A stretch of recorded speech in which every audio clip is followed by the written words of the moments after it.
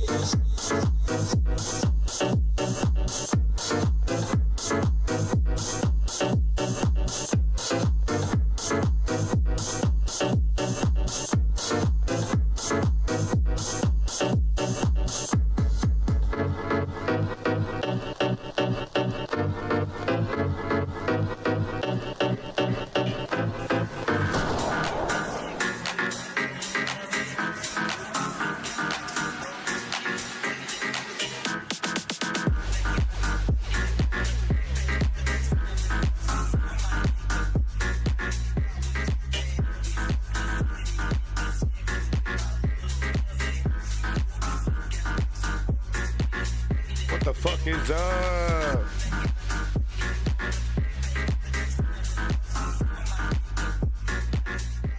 All right, so we were watching footage there from Japan. I'm not sure what year, maybe early 2000s. Ooh, we got a spin out. Drift Life uphill night footage. Thank you, Drift Life. And big props to this really cool mix, Rally Funk. Bunch of funk music made from Rally OST video game soundtracks, maybe? Is that what's going on here? I don't know. Very clever. Wonderful mix. Folks, this is News Underground. I am Abandoned Nihilism, a.k.a. The Harbinger. Oh, man, what the fuck? Homie's gonna ring the bell. I'm busy. Don't bother me. I'm busy. Dude wants to sell me some shit. I'm busy. Yeah, we can do that later. We're going to cover, I want to do a little follow-up on State of the Union. We're going to do a follow-up there. Want to get MSNBC's reaction because I think it's hilarious. Man, we were watching that right-wing reaction. That was something else. So we got a couple headlines related to the U.S. We're going to jump to some world news. UK. Gaza Strip. See here, Haiti, Sweden. We got a great clip from one of the new Discord users I wanted to show by a content creator led by donkeys. I think we showed them before. Some UK stuff. Then we're going to jump into a little bit of Ukraine news. If you have any Ukraine clips you'd like to show, please let me know. See here. Yeah, no, it's a weird time to start the stream. People expect me at 12. I'm an hour and a half late. What can you do? All right, well, let's get this ball rolling. I ain't wasting time. Wanted to follow up with, like I said, first thing I wanted to do was follow up about the State of the Union. Wait, this isn't the State of the Union follow-up. Hold on. Yeah, here it is. So I just wanted to follow up with the State of the Union stuff just because I wanted to push. Yeah, I wanted, it's just interesting. Some of the comments that these mainstream media MSNBC people make, because it's like totally delusional in its own way from the left. So I just like to point that out. And this is also an opportunity for me to get my own opinions about the State of the Union in as well. So let's go ahead and do that. Apple speech for me. I mean, we've said this is. Nicole. This was his "How about them Apple" speech for me. I mean, we've said. And of course, they're incredibly impressed. They think it's a really great speech, and I think it was a good speech. But at the same time, he's still far too cutesy with these people that want to demolish the country. Without, and that's fully admitted. That's not being hyperbolic. It's fully admitted. That's like mainstream knowledge now that the Republican Party represents the disassembly of American democracy. This is the fourth. Or we've watched this before. I think that grabbing the room by, he started with World War II and the Civil War and rooted the threat facing our country from my predecessor in those two, epic battles. And then he quoted Ronald Reagan. It was like a punch in the face to every Republican in the room, and that's how it started. Not really, though. It wasn't a punch in the face, though. You know what I mean? That's what you want it to be in your own little West Wing soaked MSNBC brain. That it was a big slam dunk. That you're showing how hypocritical they are. They know it. They don't care about that. They're shameless. First 120 seconds. Every Republican, he's rooted tonight's address in the Civil War, World War II, and then quoted Reagan. It is a punch in the nose. It's why If anything, it's a punch in the nose to progressives, right? And look at these so-called liberals over here. He quoted Reagan. At the end, Lindsey Graham was slouched in a seat with his arm folded, chuckling like it was John McCain up there. I mean, the sort of, waving of the white flag by Mike Johnson's face, I think, told the whole story. And I think that, they will be attacking him by, I'm sure they are right now, or they will by 11:15 on Fox News. But everybody knows that this was a great speech. And everybody knows that if this is the message going into, the next 8 months, that polls will soon reflect that, and this will be a real fight. He needs to double down I think taking on his own age it took him 3 years to get this far. He needs to double down on it. But is this really going to result in any real changes? Is he going to get rid of Merrick Garland? Is he going to do anything substantive? No, and that's the core problem, and that's been my entire problem with neoliberals my entire life. Is that they'll come out and they'll impress you. Barack Obama could really knock your socks off, making you feel inspired. Leaving that speech feeling like, things are going to get better. And then only if you pay attention to this dismal daily politics, do you see how much of a liar they are? And then you see how much of a liar Nicole Wallace is, the so-called journalist who's carrying water. It made a lot of promises here. And are they really going to deliver that? And I have more to say. Times in the end shows not just Republicans but Democrats. He's not afraid of defending his stature. And he said, and his status. in my career, I've been called too young, and I've been he called makes too three old. references by the end of his age, and then I think the abortion debate has already been won, and I agree by taking on the Supreme Court. He's ready to take it to the next level. I thought this was taking on the Supreme Court. You mean when he wagged his finger at the Supreme Court? Really, taking on the Supreme Court? Is that going to result in any substantive change whatsoever? A really remarkable State of the Union. I thought the remarkable. It surpassed my expectations and it transcended my expectations. Wow. I did not think this would be as aggressive, as sharp. Got some low expectations. As much as just full campaign speech. Like, we know what's happening here. Like, I'm running against the last guy. Everyone in the room knows there was no sort of like false, sort of papering that over. It was like this kind of bracing electricity of naming that fact so openly from such a beginning standpoint. And the second thing I would say is, like, the caricature of the President of the United States has gotten so over the top in the conservative media, and I even think out in the public, in the outer perimeter and the largest concentric circles of Americans who do not pay very careful attention to politics. Blood drinking this demon, guy is just like delusional ludicrously old, man who's going to destroy everything. Like, that was. You don't want to set super low expectations for your opponent as a political matter. Okay, like, we see this before debates. So going around being like, man, this guy can't even tie his own shoes. He can't even get up. He can't do anything. Okay. And then you see that, you're like, wait a second. Yeah, that was not what I was told. Maybe this age thing has been oversold. That was not what I was told about this individual. And that was so I do agree. He was much peppier than normal. The people in my chat were like, They gave him the good shit, and it was interesting that he closed down the bar, like he didn't want to leave. They apparently turned the lights off, which was interesting. I heard about this. They turned the lights off to encourage him to leave because he still wasn't leaving, because he was there for like an extra half hour. I think he was really having the time of his life here, and showed a lot of energy. Oh my God, the state of this situation. We need term limits, folks. Very high caffeine. I think Joe Biden woke up this morning, had a cup of coffee and had his Wheaties. He was definitely there to fight. This is someone who, I was just talking about it in the 7 o'clock hour, about whether or not he's small c constitutionally capable of essentially being nasty, being aggressive, being harsh. But he came in there tonight ready to fight for the presidency, to fight for the White House in a way that I think I did not expect.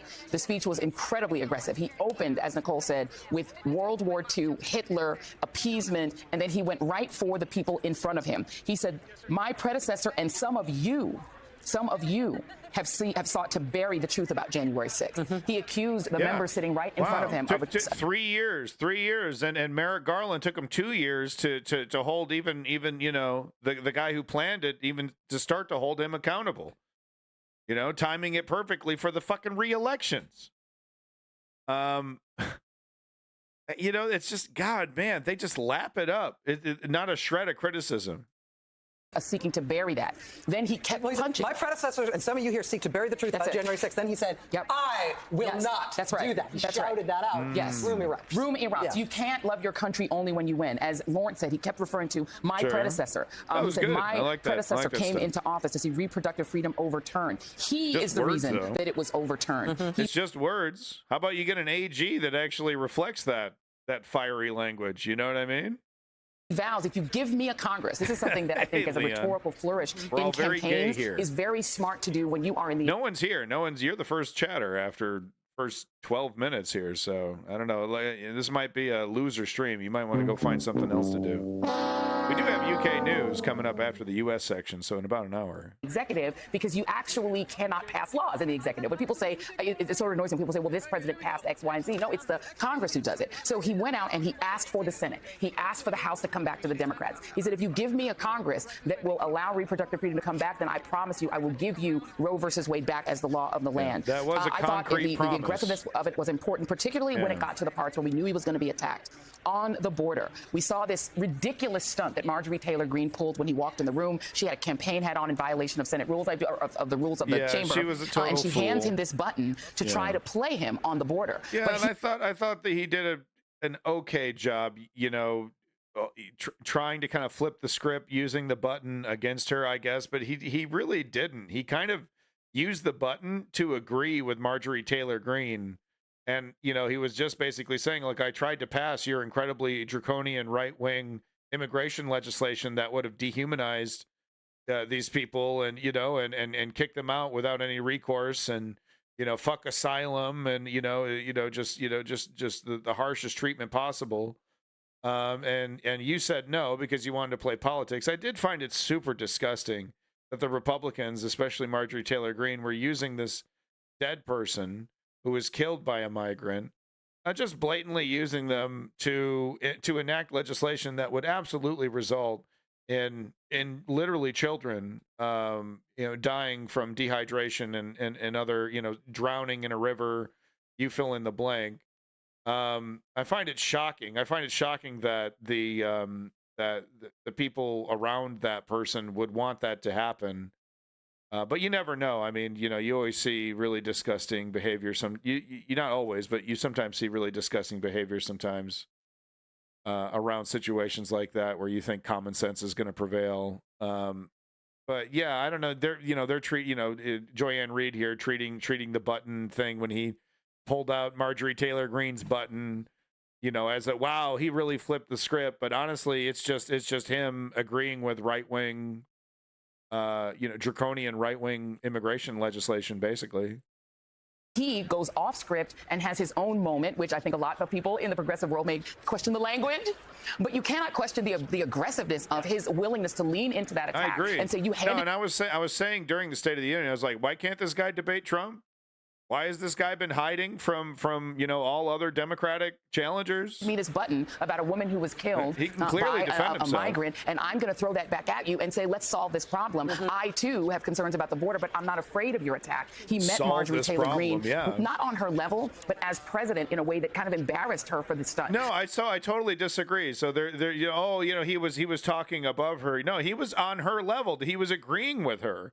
He was agreeing with one of the most extreme right-wingers in Congress about what we need to do about immigration flies in the face of the poem at the base of the Statue of Liberty. You know, this whole shining city on a hill, my ass.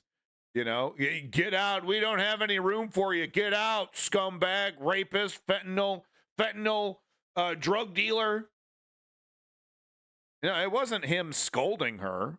It was him agreeing with her. Marjorie Taylor Greene, not on her level, but as president in a way that kind of embarrassed her for the stunt. So I thought the aggressiveness was smart. And then the last thing I'll say is that he also had to deal with the issue of the Middle East and of Israel. I think that he did a good job in actually using Biden-y compassion and using the language of compassion when it came to the issue of people who were starving and who were suffering, and also of talking about his fiduciary duty to bring home those hostages, some of whom are dual citizens Americans, who he does have a duty to as well. So I thought he balanced that really well. Overall, I have to say, surprisingly aggressive. I thought smart in the way it was constructed and bookended with foreign policy. We were Googling. I was asking Jen, how often is foreign policy the lead? Rarely. It was a smart lead, and then he closed with foreign policy as well, and with that sort of rousing sort of Biden optimism. Not just foreign policy, though. It's integrated with the aggression. I mean, within the first couple of minutes of the speech, my message to President Putin is simple. We will not walk away. Crowd goes wild. We will not bow down.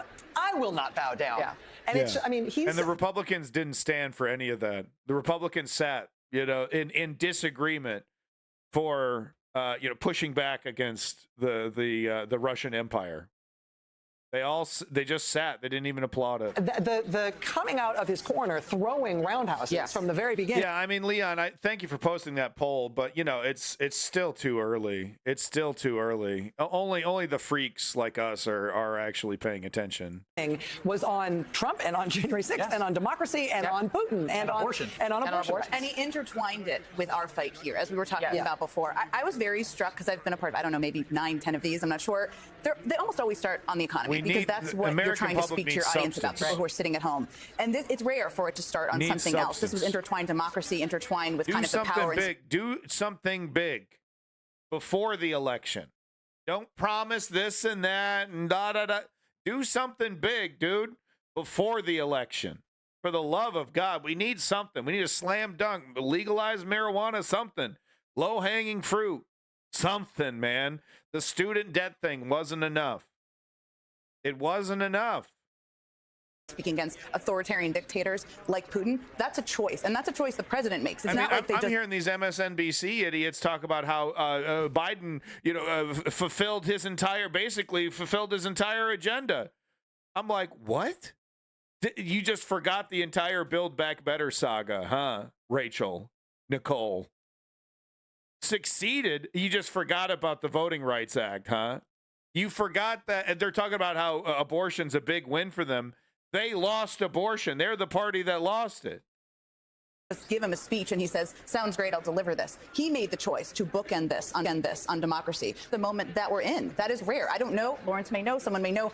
All right, so I can't take any more of this. The last part I wanted to criticize Biden on. So MSNBC just totally slobbing his knob over, show really aggressive against Republicans' attack against the democracy. I mean, legitimate. We have a legitimate party that is legitimately trying to dismantle this entire democratic experiment, the foundational elements of this country. It should be treated as a direct assault on the United States. It has now become normalized. And what did we see Joe Biden do? Shake the hand of Mike Johnson and play, you know, and play games and wag his finger at the Republican Party. You know, to me, it reminded me, and I was telling my wife like this, I was saying, it reminds me of some naive idiot who is like right in front of a raging tiger who's like trying to claw his face off. And he's like, oh, shucks. Oh, you cutie. Oh, you little ragamuffin over here trying to kill me. Oh, you know, and the chain is barely holding back the tiger who just can't wait to maul him. You know, Biden sitting here. Oh, gosh, guys, you know, oh, you don't want a $2 trillion tax cut for the rich? Oh, okay, all right. Oh, I know you're liars, and everyone knows. Far too playful. These people are an existential threat to the fucking foundation of the United States. Okay? We don't have time for you to be playing fucking games. You shouldn't be shaking their hands. It should have been 10 times as fiery. You are a direct assault to our democracy, and I'm going to do everything in my power to put you in jail. Kind of speech. And instead it was okay, I know you're a liar, but I guess we're still going to play this game. These people can't wait to destroy the neoliberals. Once they're going to get in, they're going to make them completely irrelevant. And the MSNBC and all these other, they'll do their like, soliloquies about the death of democracy, and it's really happening. They're really doing it, and yeah, it's really happening. And the last pillar, the last gate that stood in the way of this, folded like a paper plate. Oh gosh, you're an existential threat to me and my country. Will you show you guys? So that was my problem. 3 years, and that's what we get? That's what I'm supposed to be praising? It's naive. Comfortable. So anyway, there we go. My thoughts on the State of the Union from last night. We streamed it live. I don't know if anyone wanted to join there. GOP nominates... So moving on to our next story here. Let's get back to our headlines. I'm more worried about him normalizing the immigration as the threat. I mean, it's just like, that's just a foregone conclusion. Now, I guess we're all brutal right-wingers now that think women and children are smuggling fentanyl. I mean, you watch Morning Joe, that's just the bog standard assumption. Oh, we've got to stop the fentanyl. We've got to stop the fentanyl. Like women and children aren't also trying to get over here, man. Oh, they got fentanyl in their little kid sneakers. I'm putting words in their mouth. All right, but I know more MSNBC. I'm sorry, but this is actually some good reporting, and I wanted to show it here because a lot of these videos that I'm showing are basically, right-wing conservatives are hypocrites. And it's like, yes, the reason why this journalism is important, because what happens next is you go, the right wing is really dangerous. The right wing is extremely hypocritical. And people go, both sides. They're both pretty bad. So I'm not really going to pay attention. I'm just going to vote for conservative anyway. I don't want to know. But the pieces of journalism like this are important because there's a substantive difference between conservatives. And I'm going to show an example in the UK as well of this, where you can, the cynics and political nihilists and apathetic idiots, both sides. I don't really need to pay attention. I just pick the guy that I like the best and makes me smile. It's all a big joke to me. No, there's a real substantive difference, and this kind of journalism is important because when you are challenging those people, when you are challenging those times in your life when you have to make a stand politically and you have to say, no, this is what I believe in. You can remember, I've done my research. There is a difference. There is a difference between what I'm going to show here right now, which is Republicans claiming, ballot frauding and ballot stuffing and all the, 2,000 mules. And there's a difference between their lies and what the Republicans have actually done, the crimes that they've actually committed, the ballots that they've actually stuffed. So when idiots like me come along and they go, oh, wow, that's projection. This is the kind of shit that we're talking about. When Republicans talk about, oh, I can't believe you do this and I can't believe you do that. Oftentimes, it's because they believe that if in the same position, they would be doing the same thing. Because they have conservative politicians have a criminal mindset. Anyway, let's get to it. You'll see what I mean. This is a good piece of journalism, rare from MSNBC, But this shows us, they raised a big stink. The right wingers raised a big stink, 2,000 mules about January 6th, and oh no, it was all justified. And and we still see Republican politicians to this day go, oh, well, there were a lot of irregularities. There were a lot of irregularities with the last election. That's a total lie. Actually, look it up. Look it up, dog. It was one of the most buttoned up, tight fucking elections we've ever had in American history because of all the shit that Donald Trump was saying before the election even happened. People were doubling down, making sure there's no fraud. It was one of the squeaky cleanest fucking elections we've ever had. And really the crimes, the election crimes that were committed, majority of them were committed by conservatives. MSNBC is not center left. No, it is center right, sometimes full-blown right leaning. Thank you, Estonian. Thank you, Leon. Welcome back to Strategy as well. Let me begin by asking a very simple question. 2,000 Do we mules. know the truth about what really happened in the 2020 election? I think millions of Americans know something went wrong. True the Vote has the largest store of election doubt. Intelligence for the 2020 elections. Oh, man, look at all this. We've identified more than 1,100 mules. Look at that. What is a mule? Mules. Person picking up ballots and running them to the drop boxes. This is organized crime. Organized crime. That was a trailer for the election conspiracy propaganda 2,000 Mules. It was created by right-wing provocateur Dinesh D'Souza, and it's been widely cited by election deniers across the country as proof that the 2020 presidential election was stolen. In that trailer, you may have caught mention of an organization called True the Vote. That is a right-wing voter suppression group. Yeah. 2,000 Mules is very upfront about the fact that the main source for their stolen election allegation is research by True the Vote. Now, True the Vote claimed that they had identified secret operatives, look what he's doing. So-called mules, who were stuffing ballot boxes with votes. And the filmmakers suggest that filled out by Nancy Pelosi herself. That is proof of an election that was stolen for Joe Biden.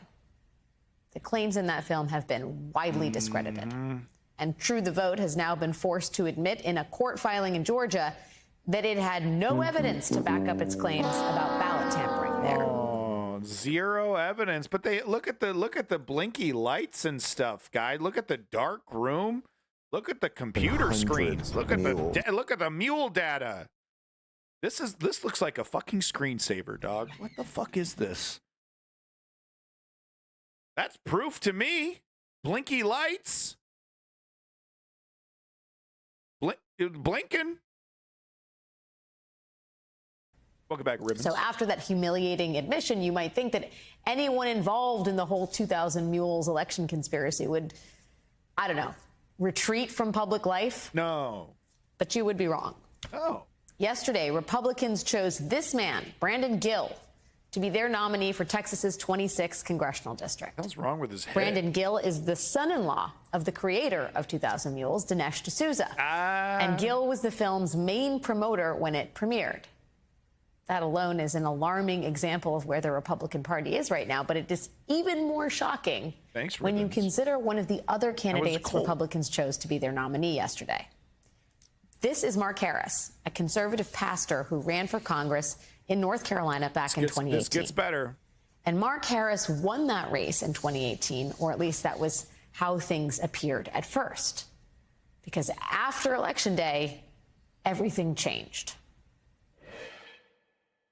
Republican Mark Harris beat Democrat Dan McCready by only 905 votes. But instead of calling the race, officials launched a dramatic months-long investigation into allegations of absentee ballot tampering. Harris denied knowing about any wrongdoing. But just a day earlier, Harris's own son, John, a federal prosecutor, gave emotional testimony, revealing he warned his parents about the political operative they hired, Leslie McCrae Dallas, accused of running an operation that tampered with absentee ballots. Workers for Dallas say they were directed to forge signatures, collect blank or incomplete ballots, and even fill in votes. Well, that's all the stuff. That's all the stuff they said that the left did to win Joe Biden's. Golly. Well, I'm sure they had lots of proof to back up those claims when they were making them. Unlike these claims, I'm sure there's no evidence for these claims, right? This is the kind of weaponized justice system that Steve Bannon's always warning us about. North Carolina had to hold a brand new election after it was revealed that a Republican operative had helped steal that congressional race by... That's exactly what Donald Trump wanted, too. Remember when he was talking about that? We should just do it all over again. That's what we should do. We should just do it all over again then. Fine. It was so tainted. It was so tainted. Did the whole thing over again. Wait for it. A ring of ballot harvesting mules. Yes, mules who collected ballots and filled them in for the Republican candidates and then mailed them in to be counted. In the end, scandal-plagued Mark Harris chose not to run in that do-over election, citing health issues. Oh. But there is no shortage of second chances in Republican politics. He's back. So yesterday, Republicans in North Carolina voted once again to make Mark Harris their nominee, this time in North Carolina's 8th congressional district. Stone cold busted, trying to steal the election.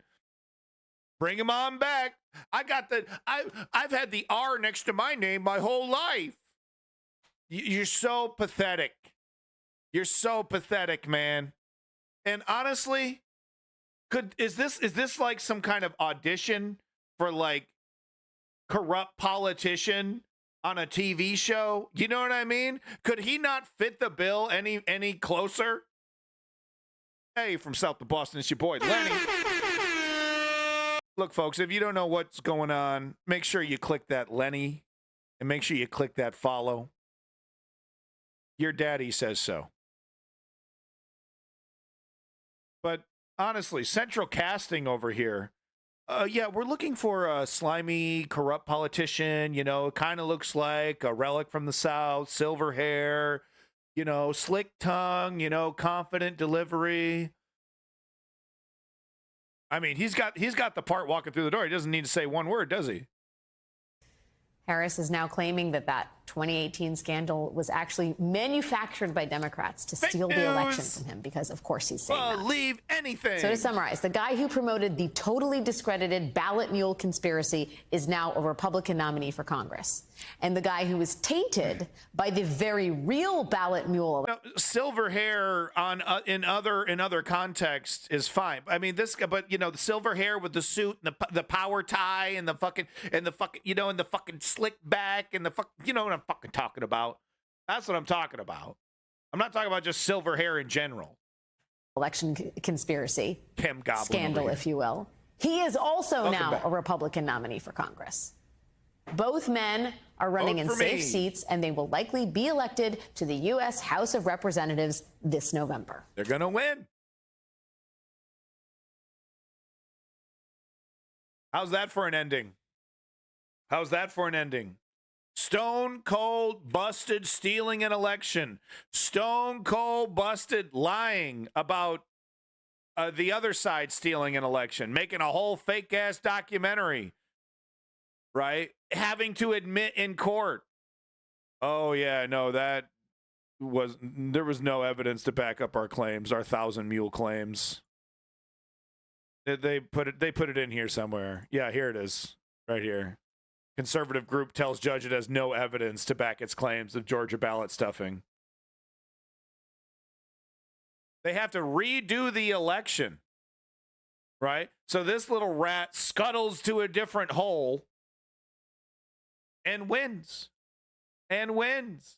Because he's got an R next to his name and he knows how to say things to the right kind of dummies. They win because, I mean, safe districts, right? Because there are lefties there. There are lefties there. There are people that, but they're cynical. They're destroyed, and the neoliberals don't inspire them. And why should they? So they just give up. They just check out, right? So they become safe districts. It's not like it's some like 100 person town, you know. These safe districts. There's like tens of thousands of people in some of these places. It's just a lot of these people are checked out. They're checked out. And yeah, I can blame the neoliberals for that. Because what is the message from the neoliberals? Accept less. Accept less. We're just, you know, Ronald Reagan wasn't so bad. Or Fox had to settle. Yeah, I remember that. Yeah. Well, I don't know why this is. I guess this is in the U.S. section. This makes sense. More Gaza news, but it's okay. I'm not going to read the article. I don't have time for that. If you want to read it, it's right here. This is from Woke Patriot, I believe. But this is just more evidence of what we've been talking about, how Joe Biden is such a weak leader. He's so listless and just on autopilot.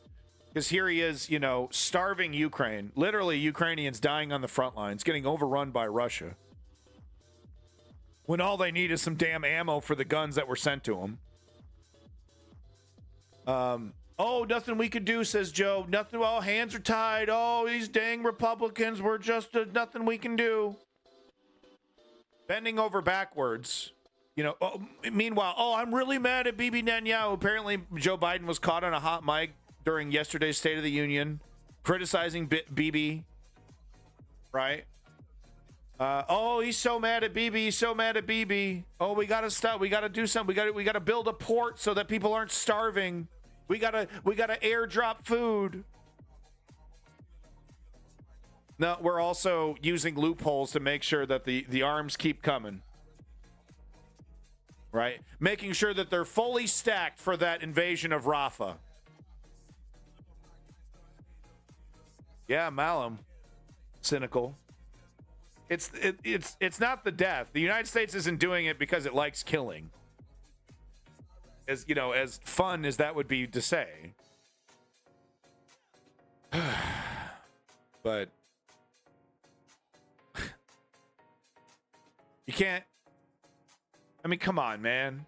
We can't do anything for Ukraine. I was thinking to myself, this guy, they probably bless each one of these bombs. And I'm just wondering, what would their God have to say? Yahweh, right? What would Yahweh have to say to the dude who's blessing the bomb that goes into a house and kills a bunch of kids? Thanks so much for putting my name all over this weapon of war that was then used to eviscerate my children, right? God, right? It'd be all their children, right? So bizarre to me. When religious people do this shit to weapons.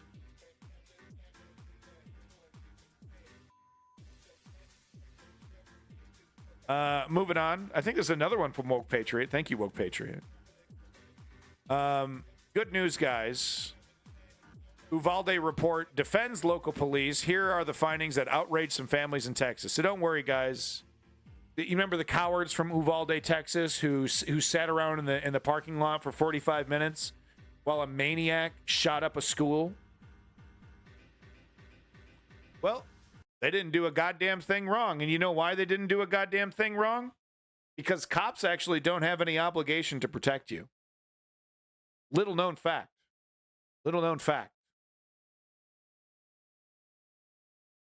Yeah, strategy. He did claim he would try to please both sides. That is kind of what he does with it bending over. Yeah, strategy. It's working so well. Welcome back, Davey. So yeah, those cowards from Uvalde. Yep. They didn't even do anything wrong, yo.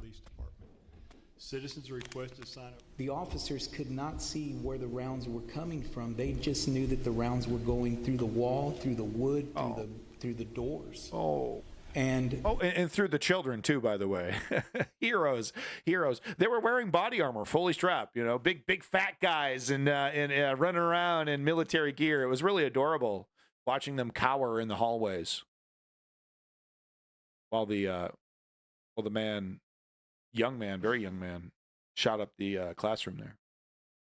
Had to mute those gunshots and screams, didn't we? Too much to handle. Needed a good guy with a gun. They could not shoot into that room blindly. That would have been a serious violation. Yeah. Someone might have gotten killed. I mean, there were problems all day long with communication, lack of it. I don't believe they've ever been to any extensive breaching classes. I believe if they would have had a ballistic The fruity cowboy hats being worn like it's normal, I think that's really adorable. You put on a cute little $30 TJ Maxx suit and a fucking, $500 cowboy hat. You look like a fucking Looney Tune, dude. Shield, I believe that would have been enough to get them in that door at that time, or at least to the door. Oh, they need more stuff. They needed more gear, guys. The crowd. At times, they were difficult to control. They were wanting to break through police barriers. Yeah. There were times where some of the people... And we're blaming the parents who, out of frustration, and one parent successfully got her child out of the school, by the way, with her gumption. So now, but that was a big hindrance as well. We had to contain these parents who were very unruly as their children were getting massacred. In the crowd, and not all of them, sir, but some of them wanted to get to Look at these get to an families ambulance leave. Even that was there. Out of disgust. And the officers that were trying to get the ones that were trying to get set up with the command post were having issues with the crowd control because they had to make sure that nobody else in the crowd was last year. Was Lieutenant Pargas part of that? No officers faced criminal charges. Hey, man. Heroes. There were multiple law enforcement officers from multiple agencies that stood by for 77 minutes as children and teachers died. And I'm not going to stand by. Woke. My daughter was left for dead. You sound woke. Left for dead. And so sad. You said they did the right thing. These police officers signed up to do a job. They didn't do it. Well, they signed up to shoot people who didn't have guns, okay? They didn't sign up to put their lives at risk to shoot people who have guns. It was a scary gun. An independent report commissioned by the city of Uvalde into a deadly 2022 school shooting, it was 2 years ago, found that none of the city's officers violated department policy. And once again, this is very specific. Officers did not violate department policy. Need to remind you, police, it says protect and serve. That's a logo. That's a slogan. The paperwork, when they're challenged in court, don't you have an obligation to protect people? When they're challenged in court with that specific question, oh, no, actually, we don't. The specific contract that we have with citizens is basically, to provide assistance where we can, but there is no obligation to help you. Infuriating families of some of the 19 children and 2 teachers who were killed in one of the deadliest classroom shootings in U.S. history. In one of the deadliest classroom shootings in U.S. history. Previous investigations in 2 years since the attack of, and this is how it works. This is why they wait so long to do all this stuff, right? Because it's just a little blurb, right? Uvalde, big deal, right? Where's the investigations? Let's get it done. Let's get this, let's get the, people arrested who need to be arrested. And, while the story's hot. No. 2 years later, look, and, you get a half-filled room, right? Barely anyone there. Some little investigation comes back, quietly says no one did anything wrong. It's all very deliberate. It's all very intentional. This is how they get away with it. And, and there's no, there's no challenge. There's no challenge to this procedure, how it's done. You want to read more of it right here? Disgusting cowards. Shouldn't be allowed to carry a badge, let alone a gun. Yeah, Davey, I mean, it actually, and I'm not, of course, you're not advocating for it, and I'm not advocating for it, but it does surprise me that that we don't see more right-wing kind of, it's right-wing against, black people, or right-wing against, it's like how many, you don't see a lot of like gun massacres, gun shootouts at gun shows, bunch of right-wingers, all with a bunch of guns. But of course, we're not advocating for that. We would like to see less gun violence, not more, and especially would not like to see it directed at anybody. Yeah, ribbons, correct. Yeah, they literally prevented parents from entering the scene, which is normal. That's okay if you're actually in there doing something about it. If you are preventing the parents from going into the building and then doing nothing about it and just letting him shoot them, you're actually assisting the maniac in his massacre at that point. Right? You're preventing the desperate people who would do something crazy and run at the guy with a gun, maybe hoping that he's out of ammo, maybe hoping that he'll miss you. You're stopping those folks from doing anything, and then you yourself are doing nothing. You're kind of helping the guy out, aren't you? He got 45 plus minutes just to fucking do whatever the hell he wanted in there, man. And he did.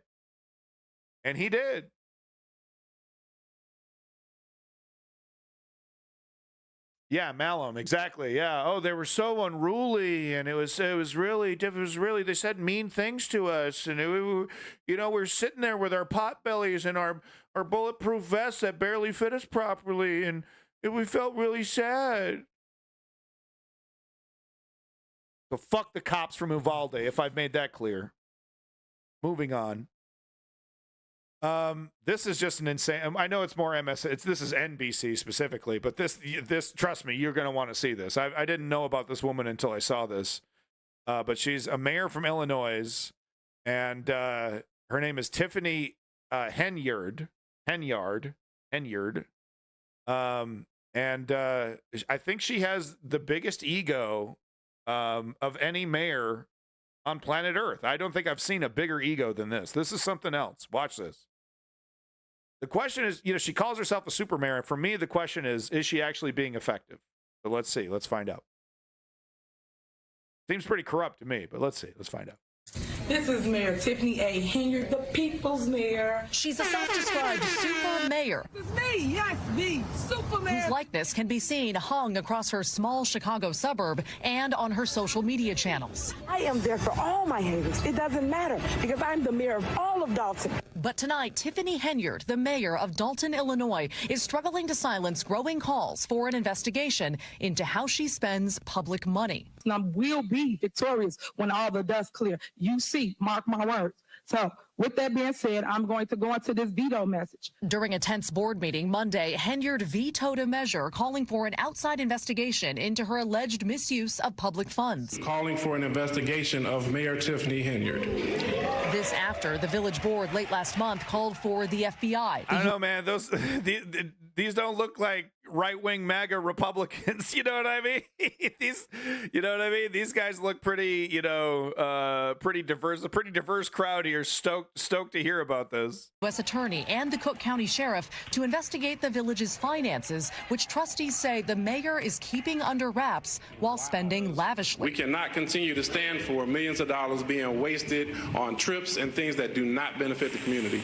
Kiana Belcher is one trustee calling for that investigation. What is it that you all say she's spending public money on? We have not received a financial report since September of 2023. She alleges that last year the mayor racked up $1 million in police overtime for her own personal detail.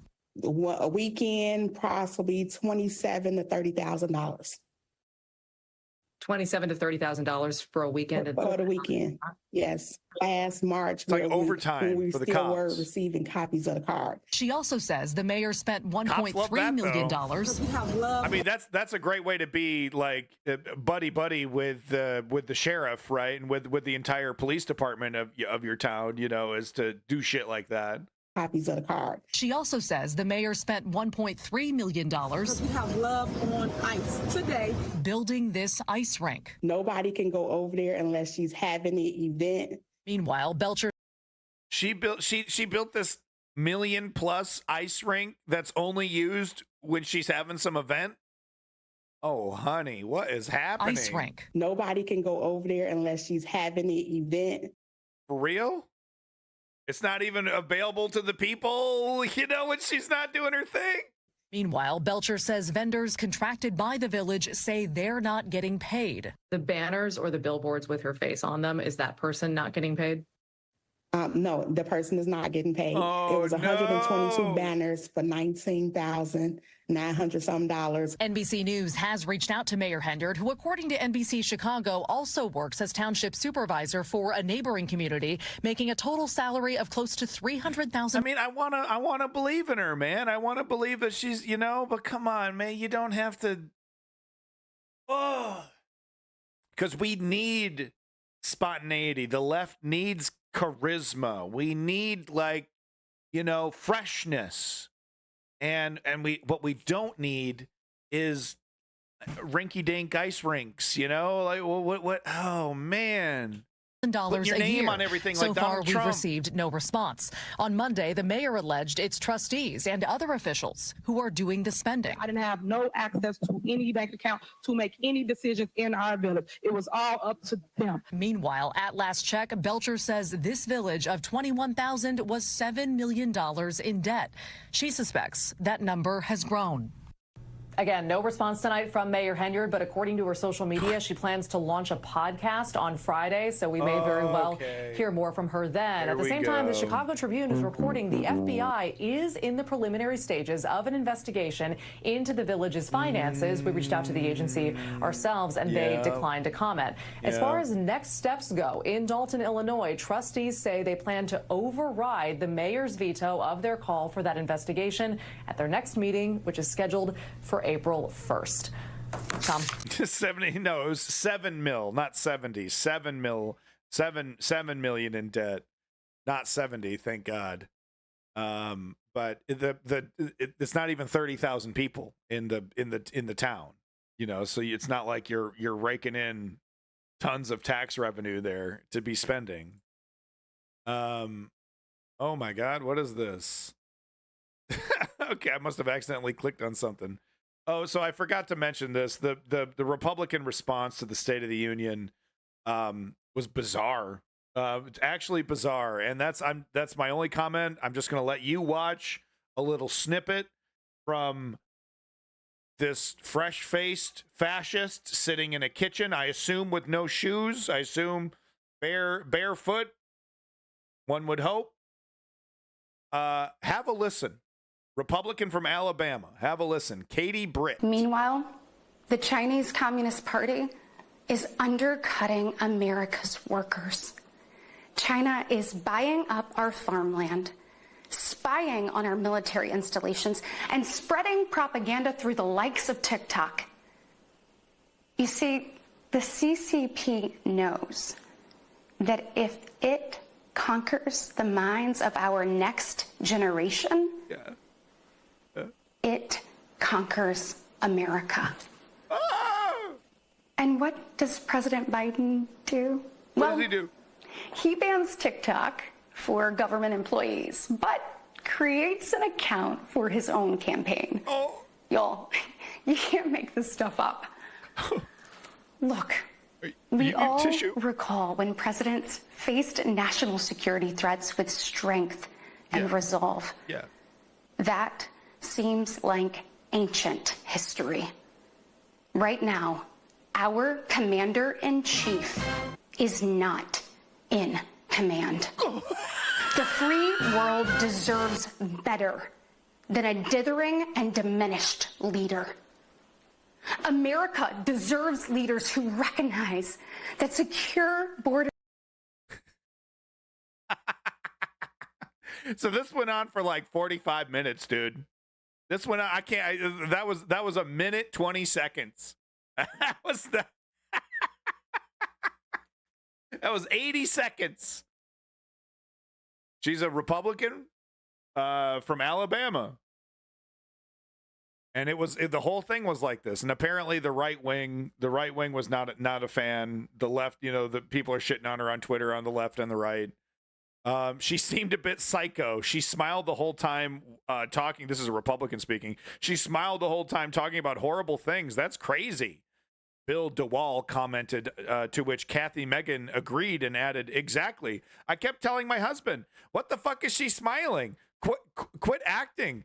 she was not a good choice here. It was like a Miss America contest, fake as fuck. So that's what the Republicans are saying. Oh, she's not authentic. She's not authentic. It's so funny because all they just want somebody to lie to them, but just do it in like a colloquial way that feels like natural, you know. But they don't like it when these weird, you know, robot, you know, politician from birth people, you know, who make up the majority of the Republican Party, they try to emulate Trump.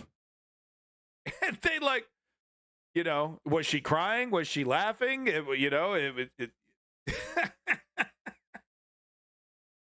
Oh, and apparently Donald did do some live. It wasn't a live stream. I guess people misconstrued what he was saying. But he just did his usual tweeting on Truth Social, you know, saying outrageous things, right? All right, that's the last of the State of the Union, I promise.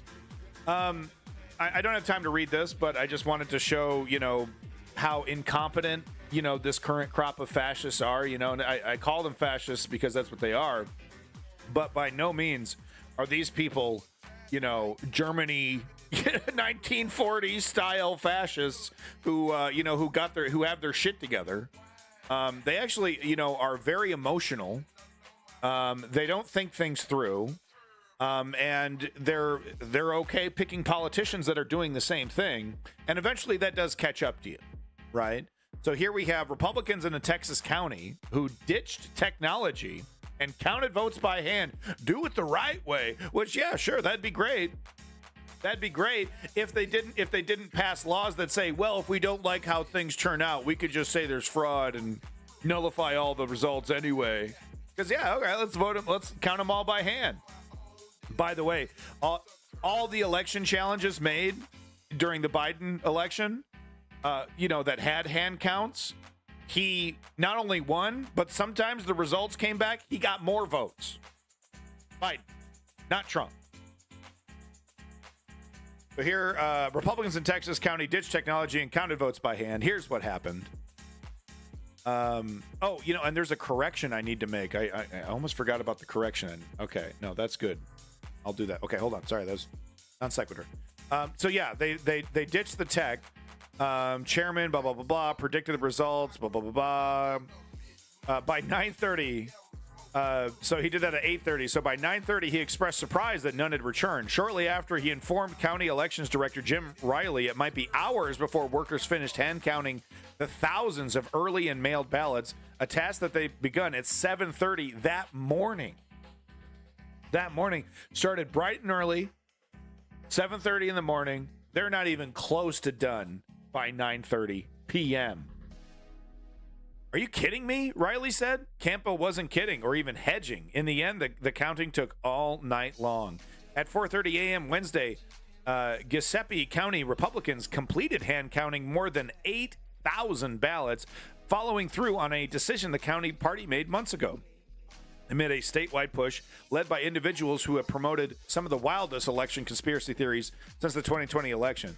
So I'm cool with not hand counting, but I would prefer paper ballots across the board. You know, I would prefer paper ballots over these Dominion machines. With that said, don't come after me, Dominion. I don't think there's a problem with your machine. I don't think there's any fraud with Dominion. Let's make that clear. Nip that in the bud, Dominion. Get off my nuts. Okay. With that said, I'm just uncomfortable with that being zeros and ones. You know what I mean? Initially, I'm okay with it eventually turning into zeros and ones, put my fucking thing through a machine, right? But I like the idea. 8K votes should have been done in 2 hours at most. Davey over here. Davey could have done it better. Really, with a bunch of like geriatric volunteers and like $6 can't even afford a fucking Little Caesars pizza for everybody. Really, Davey? A shoestring budget? Yeah, with a bunch of volunteers, huh? You could have done it quicker. All right. Giuseppe County Republicans decided to hand count primary ballots, even though experts agree and studies show the method is time-consuming, costly, less accurate because there's a human element, and less secure than using machines. In each precedent at one winery selected,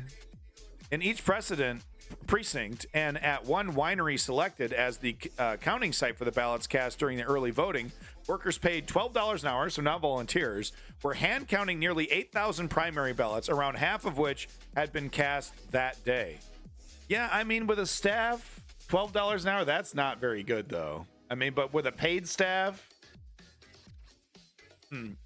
So the workers couldn't stop until they finished. Texas law requires the count to be continuous, so they all had overtime then. While Giuseppe County Republican Party has so far paid for the hand count, the state, which allocates money to reimburse political parties and counties for their primary and runoff election expenses, will ultimately reimburse most of its costs. The total is yet to be tallied, but that means Texas taxpayers will foot the final bill. Blah, blah, blah. They complete the task. Party workers load to the final set, blah, blah, blah. If you want all these, they did it at a winery. You know they're sipping that good shit. Sipping that good one. No, it's probably the cheap wine. You get 10 pound per hour. Yeah, that's pretty terrible. Looks nice. Looks like a nice joint. Trump promises kept. Oh, honey. Honey, what promise? Well, Davey, it depends. You're assuming it's like 1, 2, 3, 4, 5. You're assuming they look at the document for 5 milliseconds, stamp it or something, and then on to the next one. Seems like there's a whole process here, Davey, that they have to go through. It does, and I don't think it's just candidate A, candidate B, candidate C, candidate A. I don't think it's that simple. They got drunk off the taxpayers' expense? Yeah, probably not. They probably had to pay for it. It was not an efficient process, though one carried out with no visible calamity. From start to finish, the process took almost 24 consecutive hours and involved around 200 people counting ballots. Yeah, Davey, I mean, there's something here, man. There's something more complicated than just counting the ballot. It's like they have to go through the whole fucking thing, man.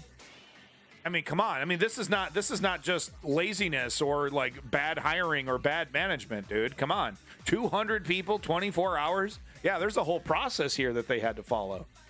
Blah, blah, blah, blah, blah, whatever. Undergo partial recount. You saw how this went. Riley told Vote Beat at 5 a.m. when all party members had departed the office. This was a circus. He said he'd withhold judgment on whether the count was accurate because he didn't have eyes and ears in the rooms where it happened. For their part, the Democrats conducted their primary with the help of the county using the same machines they've used for a few years. Even with paperwork delays and a minor glitch at one polling location, the party was finished counting all of its ballots, around 700 of them, by 10 p.m. It was a light year, as many reliable Democratic voters in the bright red county chose to vote in the Republican primary in order to participate in a contested sheriff's race. Boy, isn't that cool? Isn't that cool how they got that set up? That's adorable. Campbell said the party's original goal was to have enough volunteers that we finish counting before the Democrats did. Clearly that didn't happen. Wow. Okay. All right. Well, if you want to read more about it, it's right here. But, you know, once again, another example of, you know, these conservatives, they're emotional. They're not thinking. They're not smart. You know, they walk around cocksure. They're happy to tell you you're a fucking moron. That's for sure. But ultimately, they're cowards a lot of the time. Right wingers. Yeah. Am I triggering somebody? Hopefully I'm not. Hopefully no one identifies with these current crop of right wing Republicans in my chat. But, you know, cowardly, emotion driven, projecting, selfish, narcissistic. You know, why do you think they've picked Trump as their, like, if that's their guy? They're the most proud of Trump. You know, and really, Trump was like formed from all the negative traits of American politics. No, Davey, I wasn't talking about you. Davey is not your average conservative. He's what conservatives should be. As much as I disagree with him on anything. But man, I really do wish there were more Davies. No, you don't. But I really do wish there were more Davies in the Conservative Party. Because, you know, you don't have the best ideas, but you know what? You accept reality most of the time. Which is better than I could say for your average conservative. Okay, I'm. Wow. Okay, I have this queued up twice. Thank God we're not going to do this. Okay, that is the end of the U.S. section. Thank God. Thank God. I'll do a mass shooting update on Saturday. I'm sure there were lots of people who died in mass shootings in the United States. We can cover that on Saturday. So I did want to cover this wonderful new contributor here in the chat. Can't quite remember who put this in. See if I can find it. Want to give them credit, because I do appreciate people coming into my Discord and giving me cool stories. And this is important to me. This is about the right to repair. And the right to repair is extremely important. Yeah, I don't know where the fuck it is. It's in the Discord somewhere. So please point yourself out if you put this in my chat in the Discord. But big props to you. Thank you for doing this. Sorry I didn't find it. I'm dumb. But no, this is very important. Oregon just struck a blow to parts pairing and won a decade of repair support. So this is an article from iFixit, and if you're a tinkerer, if you're an IT guy, you've probably been to iFixit.com. If you need screwdrivers, if you need a tool set, boy, iFixit. They have the best one in the entire industry for taking stuff apart. Oh, look at that. OLPC right there. I have one of those. I have an OLPC. These are fun machines. Probably me. Yeah, it's you. Well, thank you, strategy member. But no, just a big victory. I'm not going to get into it, but it's just a legal victory for fixing your own stuff. There's a bunch of loopholes. This was the most interesting part of the article right here, to me at least. I didn't have time to read the whole thing, so to be clear, there's probably more interesting stuff beneath it here. But this is really it shows us how bad the problem is when it comes to the right to repair. And I'm just talking about my device is broken. I have the right to disassemble it, take parts from some other device and make it work again. No, the manufacturers of these devices want to make that illegal. They want to make it so that third-party repair guys, a repair shop, can't operate, right? So can't take parts from something else and can't do any. It's all proprietary. It all needs to be locked down Apple style. Well, that is actually, that's really bad for the environment, because that creates a lot of electronic waste, because instead of reusing things, we're just throwing them away. But this part of the article is really great. Almost everything with a chip, minus the usual exemptions, is covered, and that's the important part. This bill applies to nearly everything with a chip, with a set of exemptions that will look familiar to anyone who's been following the right to repair movement. And yeah, this is So yes, it covers laptops, tablets, and smartwatches, refrigerators, smart toasters, and vacuum cleaners, right? Everything with a chip, but no medical devices, which are incredibly proprietary, incredibly expensive, rip you off up and down. Oh, you need this one little part? Well, we're the only company making it, and guess what? We charge $10,000 for it. And you get it, and it's like this $10,000. Was it made, formed from a meteorite? No, we're just ripping you off. So listen to this, Davey. So no medical devices, farm equipment, same exact thing. In fact, farm equipment's going even further. The tractors, John Deere and the makers of these tractors want to literally have the ability to shut down the tractor if the farmer doesn't pay a subscription to keep their tractor on, right? So they don't come out and fix it. They don't do any of that. You still got to pay for all the repairs and everything. But if you don't pay an additional yearly fee, they get to remotely shut your tractor down. Look it up. That shit's happening. Nothing that runs on an internal combustion engine, so no cars. All that could be super proprietary, and it is, and super expensive. No video game consoles either. Which means no modding, can't do that. And I think there's a little nuance here. As a gamer, I kind of understand that, we shouldn't have a situation where a company releases a video game console and then some schmuck, is like, well, give me your console and $50. I'll put a chip in it, and then you don't have to buy any games for it. It's like, that should only be legal once the console is no longer being sold and it's no longer on the market. Right, then that third party should be able to make money doing that. But it's a little trickier though, right? Because video games, it's a whole ecosystem. You get the console, but you also need to get the games. If you make the games irrelevant, well, you've kind of removed an entire revenue stream. But here's the thing. The damage done by modders and people like that is actually very, very little. Affects the market very, very little. Usually. So it's usually way overblown in terms of like, oh, you know, all these potential customers, you know, like they say, they'll say to a guy who has like a modded console, who has like 1,000 games on the console, oh, you see, look at all that lost revenue. Like that guy, if it was illegal, like if it was stone cold illegal, like you get arrested the moment it happens, right? Like that guy would have went out to the store and bought 1,000 brand new video games, right, for his brand new console, you know, at retail rate, you know what I mean? Totally ridiculous. No one, of course, would do that. Anyway. Yeah, Davey, I mean, but the problem right now with the law is it's far too broad. It's far too broad. Like, you know, Nintendo wants to sue you for modifying your Super Nintendo. You know, and it's totally ridiculous. It's absolutely ridiculous the amount of legal overreach that some of these video game companies want to have on their consoles and on their technology that they put out decades ago. But anyway, I thought that was a really great article. Thank you, Strategy, for putting that in the Discord. Very much appreciate it. Welcome back, Davin, by the way. Moving on to our next story here. You're going to love this. So we're in the world news section. I decided I only have a couple Gaza news stories today, so we're just going to put this in the world news section. Yeah, Chemgoblin. Nintendo recently took down the big Switch emulator. And like I said, that's in that gray area where it's like, you know, ain't no one developing homebrew for the Switch. Shut the fuck up. Nobody's developing your homebrew in the Switch. Right? So I'm okay with Nintendo shutting down a Switch emulator. Right? I'm not cool with them, you know, like I said, going after Super Nintendo or even GameCube stuff, you know? And it's like, look, if you're not going to sell it, if you're not going to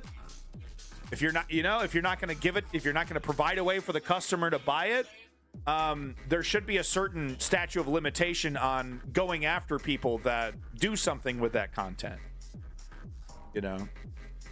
Anyway, video game stuff. Boy, I could talk for hours. I really could.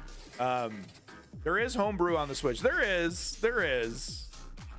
Ideally, what would happen is that Nintendo would open up their platform in a way that would allow people to develop homebrew legally, right, without having to modify their console or use an emulator, you know, to develop for it, right? But they don't want. Oh, you got to spend $50,000 on our dev kit. That's the only way to do it. You know, a bunch of hyper restrictive. It's like, come on, guys.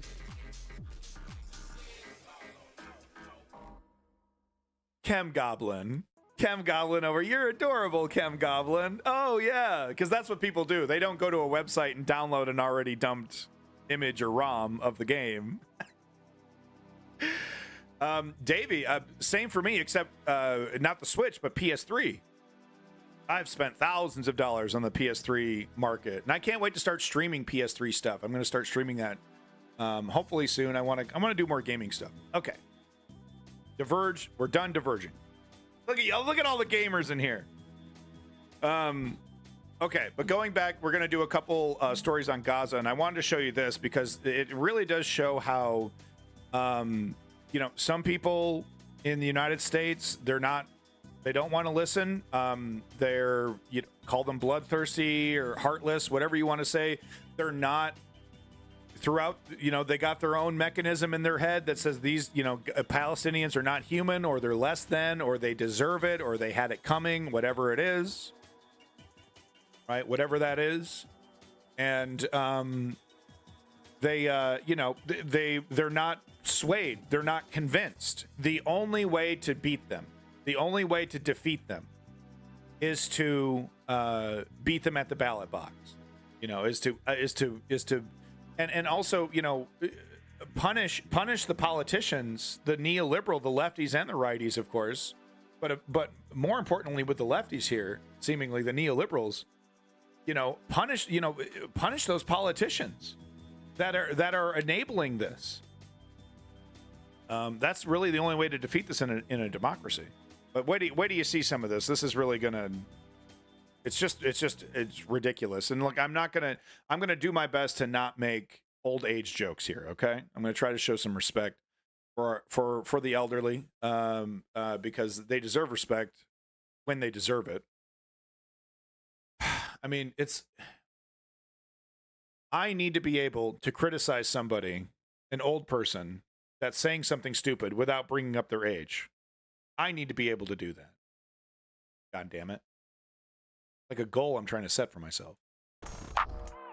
Oh, also, big props, Mike Figurino, Humanist Report. Make sure you like and subscribe. I'll give you the link here in a sec. Let me just do this right now while it's paused. But yeah, make sure you like and subscribe, folks. Yeah, well, I need to do better. It's a crutch. It's a crutch, right?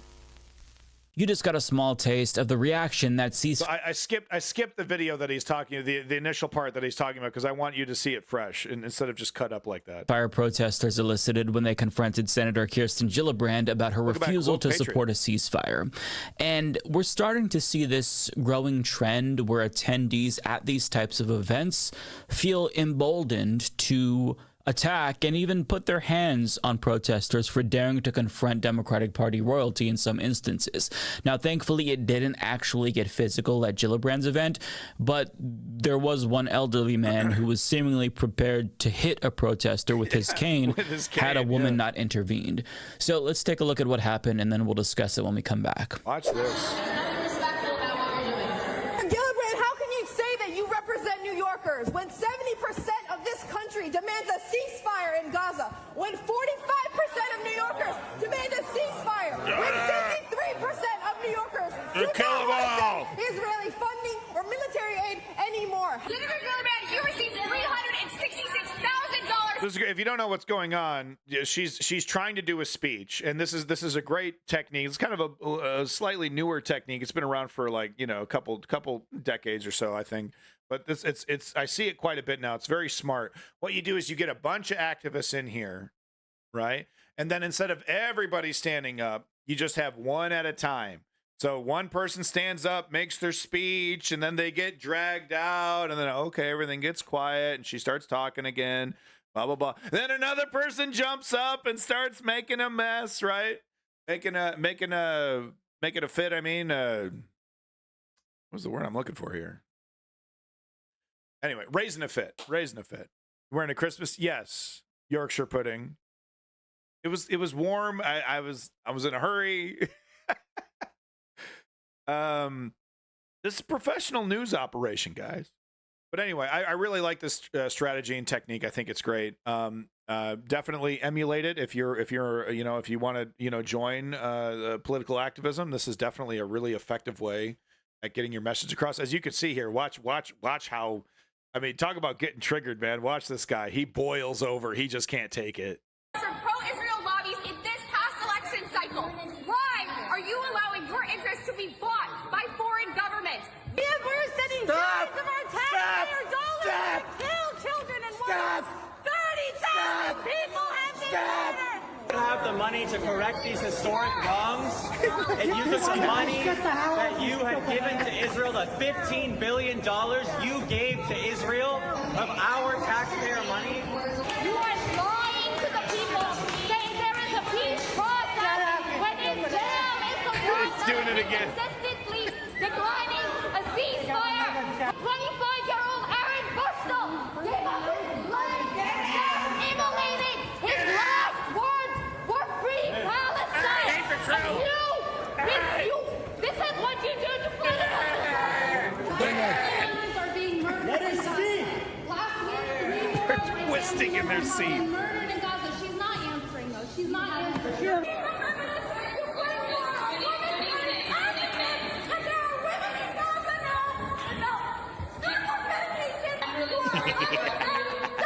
Hamas doesn't want to return the hostages. They offered to return the hostages. That is a lie. They offered to return the hostages. You motherfuckers declined. Every single morning I wake up and I see Palestinians dying day after day after day after day, body after body after body, with our taxpayer dollars funding it. Yeah, it's pretty horrific. How many Palestinian children need to be killed before you call for a ceasefire? You have blood on your hands. My people deserve to live. My people deserve to live. Yeah. You have blood on your hands. the people yelling at the ceasefire protest. Yeah, no, Israel. Yeah, no, it follows a pattern of the two-state solution very, very closely, which was anytime the two-state solution negotiations were getting to a point that things were actually getting serious, Israel would say, "Oh, well, they reject our identity. They reject our existence. Yada yada yada." It was always some excuse. They'd walk out of the room. Oh, now we're offended about this, and now we got a problem with this, and now they won't agree to this new thing that we're coming up with. This new, So it's of course they went to the negotiating table saying, we're not going to budge on this. We're going to give you a 6-week break, and then we're going to go right back to annihilating you after you've given us your political leverage. We're not budging on that at all. So. Yeah, wow, what honest actors. You come to the table ready to compromise? No, you come to the table with a set in stone offer that is untenable, that is simply untenable. I don't care who you are. Monster terrorist organization like Hamas or a fucking, or a regular political organization. Bada boom, bada bing, it's ours now.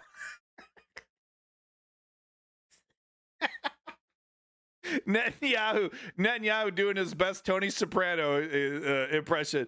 Hey, bada bing! Hey, we just bulldozed your graveyard. Hey, what deal should Israel have offered? Okay, I mean I got a lot of ideas. Don't make me get into it. But no, the deal that Israel should have offered was, look, we're gonna stop killing you, Hamas. We're gonna stop going after you. You're not going to run Palestine though. You're not going to be allowed back into Gaza. We're going to get a technocratic government in here. That's going to be it. But we will agree to stop our campaign of destruction against you. And we won't, if you don't harass us, we won't harass you, that kind of ceasefire, work out all those negotiations. And just say, look, you give us all the hostages, we'll stop it right now. We'll stop at Rafah. We'll go away. Well, we're not going to go away. We're going to occupy the Gaza Strip, and then we're going to bring in a technocratic government. You don't like that? That's too bad. But we're not going to leave this negotiation with you running Palestine. That's not happening. Too many Israelis have died in this effort to remove you from this land, so that's not going to happen. But we will negotiate your existence. We will cease our campaign of extermination of your organization, right? That's better. That's better than give us everything, and then we're gonna get right back to it in a couple weeks. That's better than that, right? It's something. It's some kind of compromise, a little bit of bending.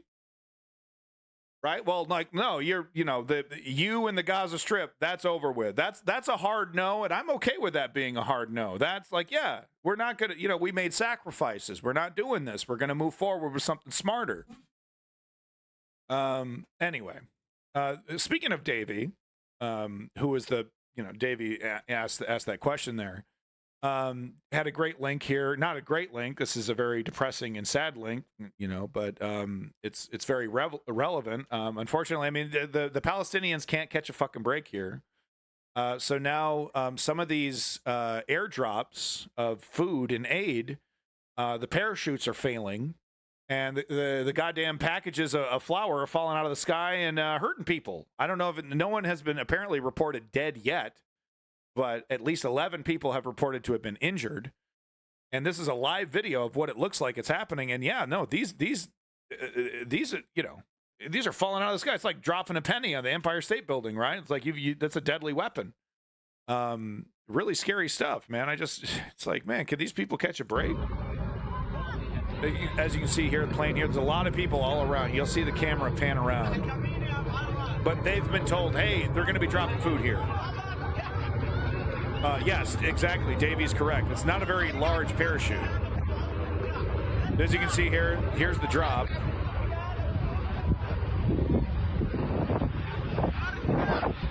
And I think people realize, yeah, gravity bites. Yeah, I think people realize that, yeah, look at them. You can see all of them there. Boom, dude. missile. Man, this is just not enough, dude. It's like, you know, just a couple thousand, you know, 10, you know, like 30, 40,000 meals. I think the airdrop the U.S. dropped was, what, 37,000 meals? Something like that? Hey, Ice King of Space, welcome back. It's good to see you. Anyway, thank you, Davey, for this link. Very frightening stuff. The top comment. Oh boy, and it's of course from a blue check. It's from a blue check who probably can't wait to institute a fascist dictatorship in our country. But no, I mean this is all over the Neil. Like I said, Joe Biden is on autopilot or something when it comes to Israel. You know, he's like, little token Band-Aid solutions for the starving folks in Gaza. Is there anything we can do? Oh, I don't want to push back against Bibi Netanyahu too hard. You know, it's I don't know what it's going to take. I honestly don't know what it is. Will Israel just have to like invade Jordan or, you know, Lebanon or something for the United States to finally pull back on some of this military aid? You know, it's just like, no, you can do no wrong, Israel. Oh, we're going to scold you, but you're the rich son that can just do no wrong. And you just, you know, keep fucking up and we'll just keep covering for you. All right, so that's all I had for Gaza today. I know everyone wants to, you know, let's do another 2 hours of Gaza coverage. Okay, I want to listen to Enya and fucking fall off of Roblox. I know the factory that makes those pallet chutes, they're a one-time use and not reusable. Interesting little tidbit. Thank you, Lenny. At what altitude are the supplies dropped? Anyone know? Yeah, I don't know. That plane was really low to the ground. It didn't seem very high up there. So this is a 45-minute like debate about Haiti. We're not going to watch the whole 45 minutes, but the first 15 minutes or so, 10-15 minutes, give us a full rundown of the situation. This was released a day ago, by the way.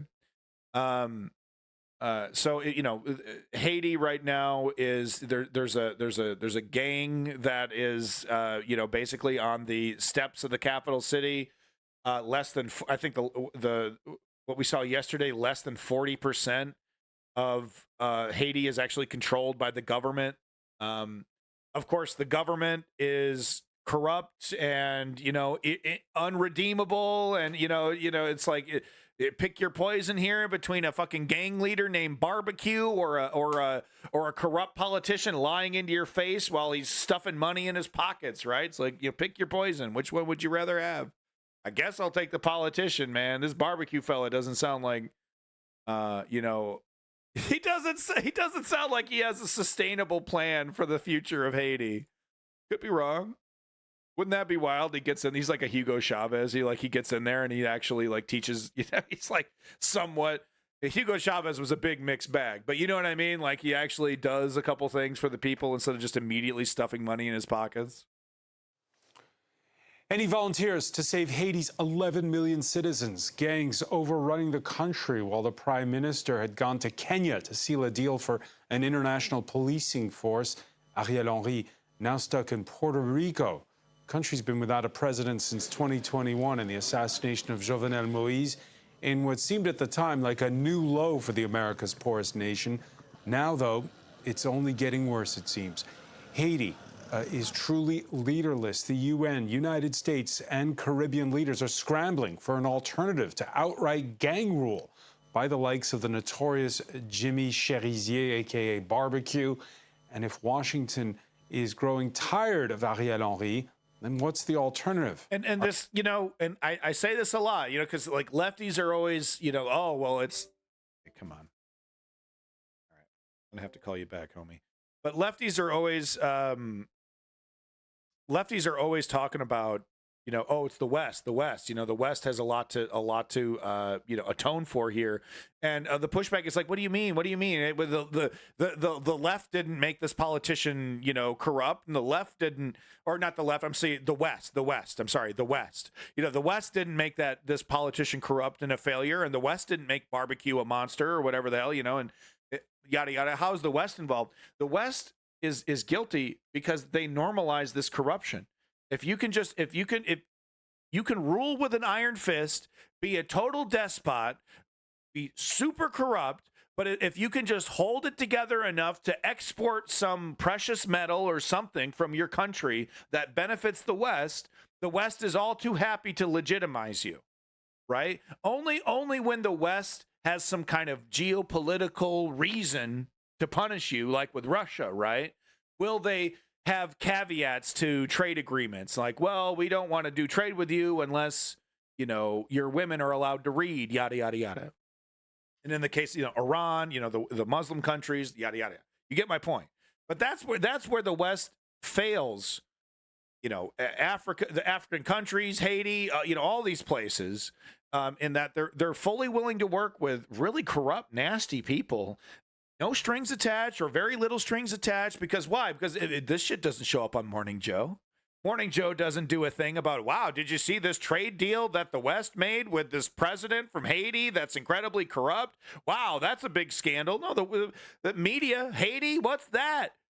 24/7 Donald Trump discussion. That's what the media wants to talk about. So, no, I mean, you know, the West is never punished internally by their own democracies for working with scumbags that are, you know, that are pocketing money, right? So that's where the West comes in. That's where the obligation comes in. And it's like, yeah, no, there needs to be much more than, you know, aid. No, we need strings attached to trade agreements so that, no, hey, you need to have an election. If that election that you promised 6 years ago doesn't happen by October or whatever you set a date, this trade agreement is nullified. So you better figure out how to win, buddy, because your election's happening, right? That kind of shit.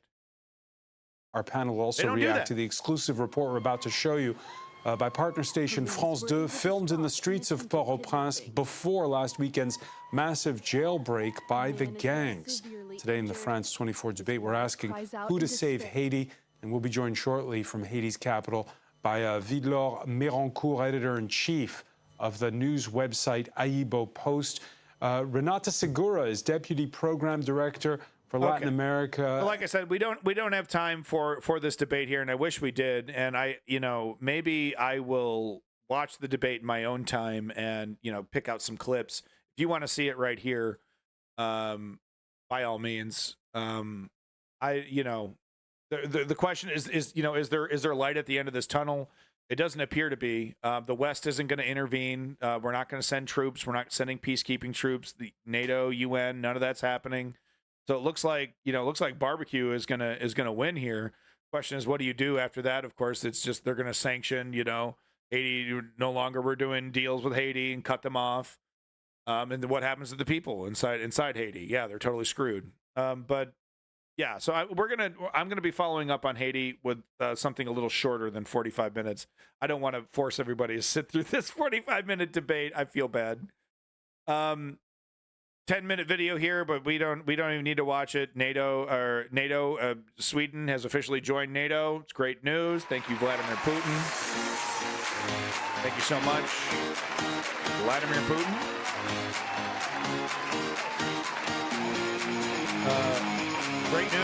Great news, and it's all happening. Like I've said this before. I'll say it again. These contracts, these agreements were gathering dust before the Ukrainian invasion.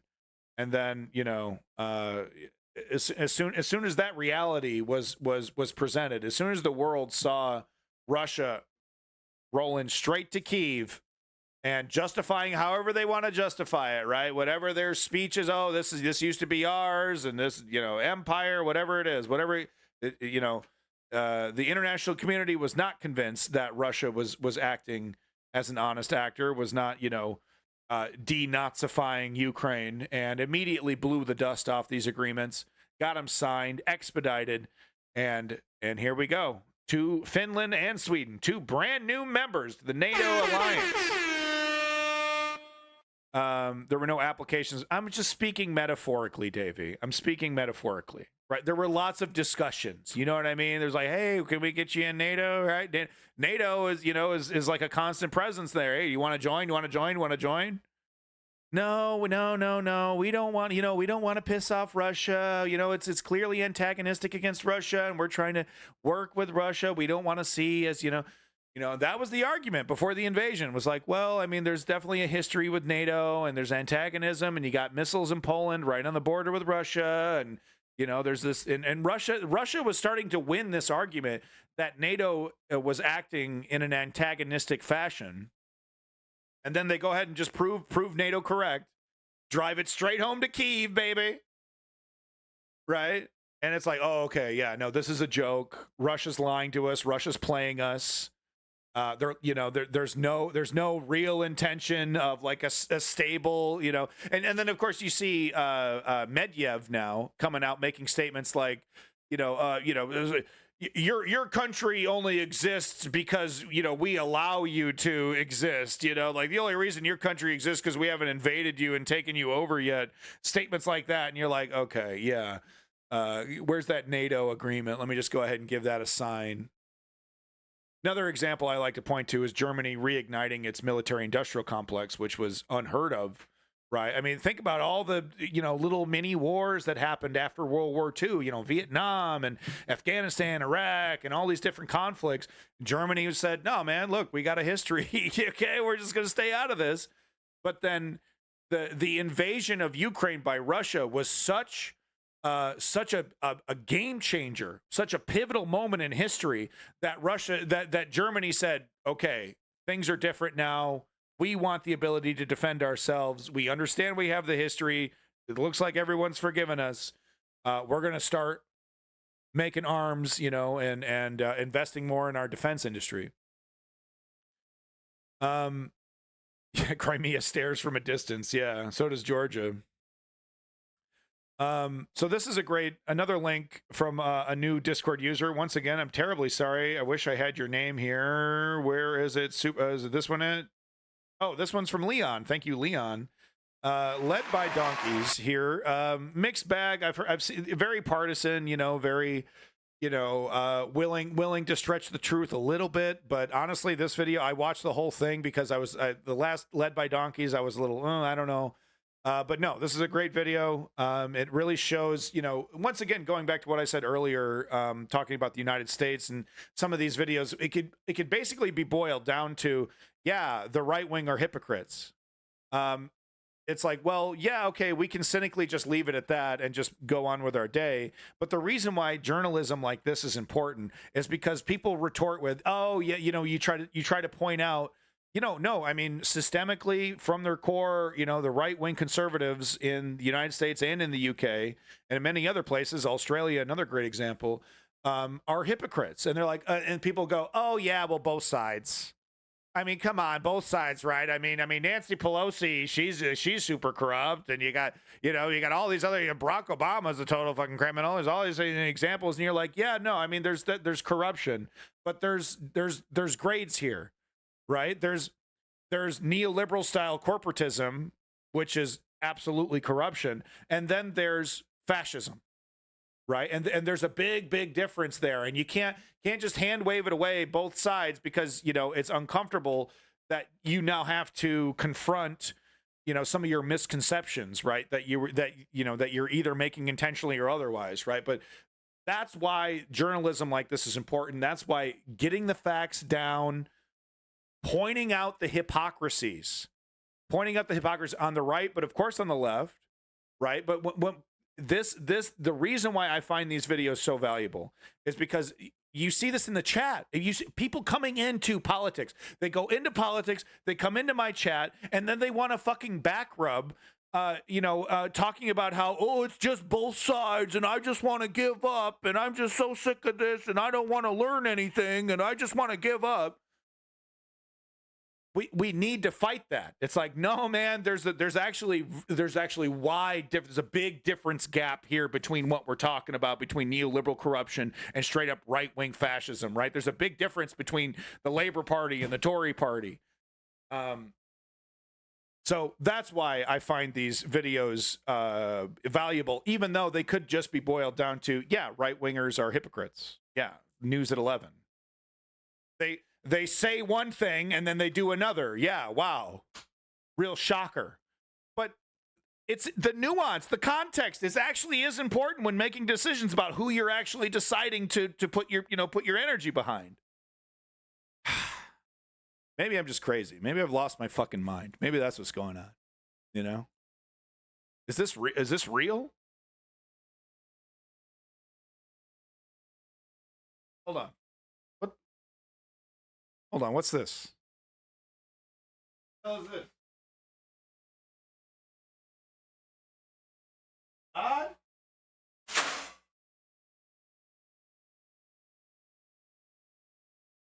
None of this is real.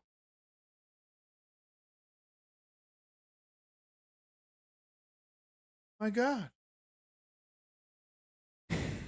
That was cool. Yeah. I've been wanting to do that. I built my shelves, and this is my PS3 collection. There's some PS4 games too here. These are PS3 games. All right. All right. Quit the bullshit. Let's get to it.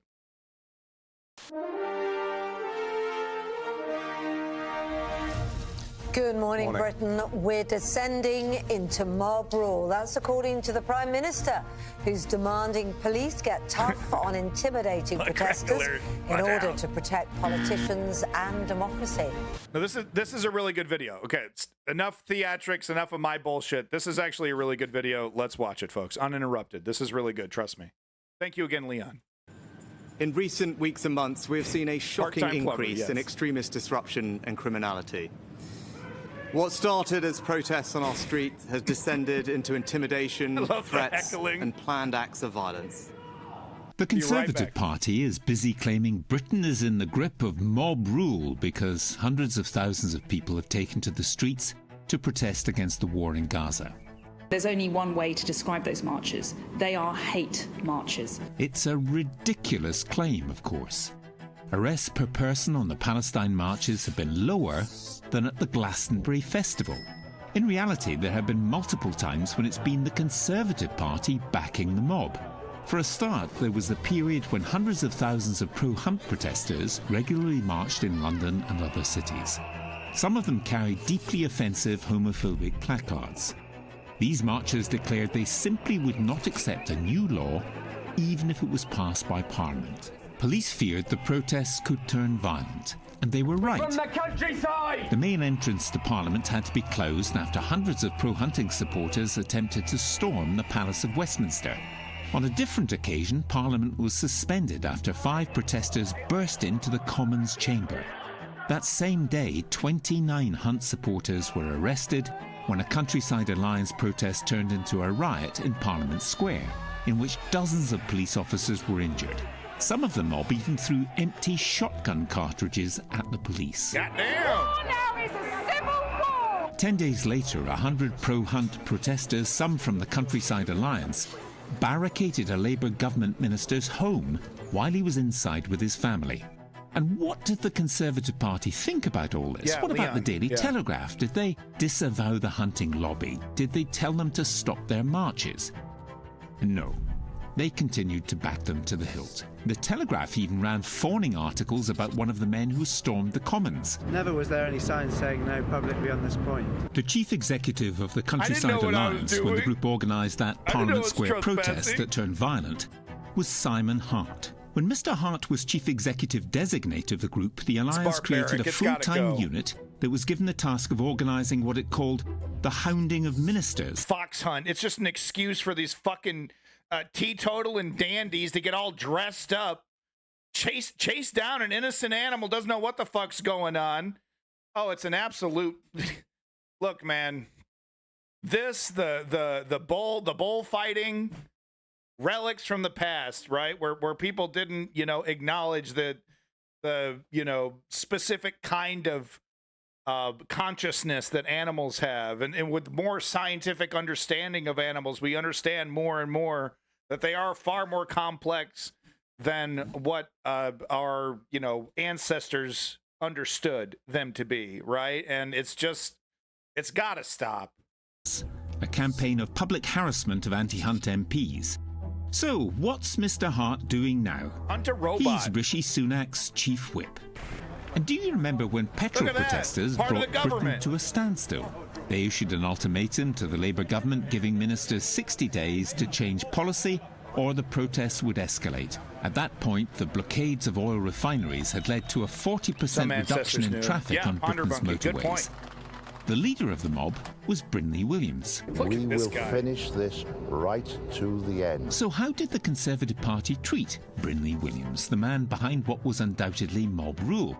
Well, they gave him a seat in the Welsh Assembly, then made him their spokesman for environmental affairs. Right-wingers, This is what David Cameron said about him when he died.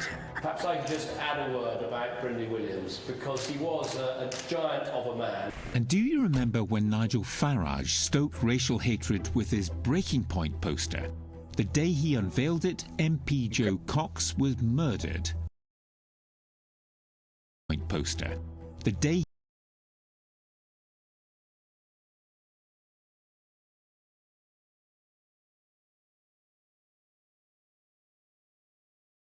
Fuck me running. So sorry. No, this was shocking to me. This was actually shocking to me when this is the first time I've seen this. Apparently this was a scandal, you know, when he unveiled it. Biden moment. Biden farts. Do. No, this is really disgusting to me. He doesn't blur the faces. Using this, you know, this picture, you know, to implying that, you know, these people, most of them are criminals. They want to come get you, and they want to, you know, they want to change your culture. They want to replace you. So disgusting to use this imagery. You know, imagine this, but just, you know, with Irish people in the United States, you know, coming over here. What was it? The 1700s, 1800s, 1800s, not 1700s. But you know what I mean? With Irish immigrants coming in, and this kind of shit being used against. Oh, they're scary. They got a different culture. That was, you know, I'm so tired. And we're seeing left wing neoliberals now starting to agree with these right wing solutions, because they're just basically giving up. They don't. There's no way to make any money off this. There's no real corporate solution for this, right? So, you know, this requires real governing. It requires real, actual, you know, clever, solutions. Oh, this is like something a real politician could come up with. That's not me. I'm just here to get rich, right? So now they're just acquiescing to the right wing narrative about, you know, the great replacement and things like that. And it's like, come on, we can't find places for these people. These people are desperate to be productive. We can't utilize that at all. I just find it ridiculous, especially in the United States. Maybe in the UK and the Britain there, it's a fucking island. Okay, I get it. Now, UK includes Northern Ireland, right? When I say that, Britain is the island. But you know what I mean? Okay, so there is like limited space. So maybe there's different solutions needed here. Is there a lot of space, Leon, if you're still here? Is there a lot of space in Britain? Or in the greater area, in the kingdom, on the islands? I don't know. I know there's a lot of space in the United States, baby. Are you kidding me? You know, Utah over here, Kentucky, lots, proportionate to size. Okay. Thank you, Leon. I sound like a moron talking about the fucking UK. I don't even know why I bother. We just suck at building. What is up with that? You know? It's, you know, they're so excited to build a stadium. They're so excited to build a bazillion-dollar condo that a celebrity is going to live in. But a bunch of affordable, cheap flats. Oh, I don't know. There's no money. Oh, who's going to pay for that? I don't know. People need a place to fucking stay if you want us to pay our taxes. You know what I mean? God damn it. All right, let's get back to it. He unveiled it. MP Joe Cox was murdered by a right-wing terrorist. Indeed, Farage stoked racial hatred with his Breaking Point poster. The day he unveiled it, MP Joe Cox was murdered by a right-wing terrorist. Indeed, the atmosphere stoked by Farage and by leading Conservative Party Brexiters became very dangerous as they cried betrayal. Here we are again in Parliament Square. Jesus, but Farage man. was still invited to Tory conference last year, where he danced with former cabinet ministers. Then there was a time Sir Showing Ian the lead up Duncan to Brexit. Smith, the previous leader of the Conservative Party, backed the... No, borderline feline. This is showing, the current narrative coming from the Tories is them, being very concerned about, mobbish behavior. And this is just showing examples of the Tories, being perfectly okay with violent characters or characters that act in a mobbish way or in a violent way, and are actually, not only are they happy to make excuses for them, but they'll bring them into their cabinet, they'll bring them back into government. Vandals who were violently attacking cameras installed to enforce pollution-reducing measures in London. Arguing in support of criminal damage, Sir Ian said, "A lot of people in my constituency have been cementing up the cameras or putting plastic bags over them. I am happy for them to do it, because they're facing an imposition that no one wants, and they've been lied to about it." So I'm a little on the fence. The red, white, and blue in me really likes because these are cameras. These are like infrared cameras that are checking your exhaust to double check and make sure that you're actually doing the maintenance necessary to your vehicle. So instead of a cop pulling you over and giving you a fix-it ticket, right, because something's obvious, it's a camera that's actually like, it's some Big Brother shit, right? Looking at your emissions to see, oh, those are excessive emissions, or you can actually see different chemicals based off of light wavelengths. So you can have cameras that are specially designed that could say, oh, this illegal chemical that your muffler should be catching, your catalytic converter should be pulling that from your emission, is not doing that properly. We can see that on the camera. You need to get that fixed. So it's Big Brothery, but also we do have a climate crisis. Right. So I would be okay with this as long as it's not, if you get off on a warning, right? If it's just a warning, right? And then if you continue to not fix it like a month later and you're still showing up and you haven't fixed it, okay, then fines, okay, right? But if it's just like everyone, because that's the problem with some of these neoliberal solutions, right? Because they try to fucking pull money out of you, and guess what? It's always 100. It's always £100 or $100. It's always 100 or more. And you're like, man, and like, I get it. There's got to be an incentive, but dude, give me a break. Give me at least a chance. Anyway, let's get back to it. I just wanted to give you my feelings on this. It's like, we do need climate solutions. Why was this the one that they went to the quickest? The fucking spooky ass cameras and shit, right? Surely there were other things that could have been done. I don't know. It makes me a little itchy. The cameras or putting plastic bags over them. But I don't agree with this for them either. To do it, because they're facing an imposition that no one wants, and they've been lied to about it. So I mean, and what he's saying is that this politician supports this rogue actor breaking these cameras or covering these cameras, right? The clean air measures were introduced by the Mayor of London, who'd been voted in for a second term. So, and I'm really glad they included that, because it's like, look, hey, you're a little iffy on this. Well, the people were presented this option.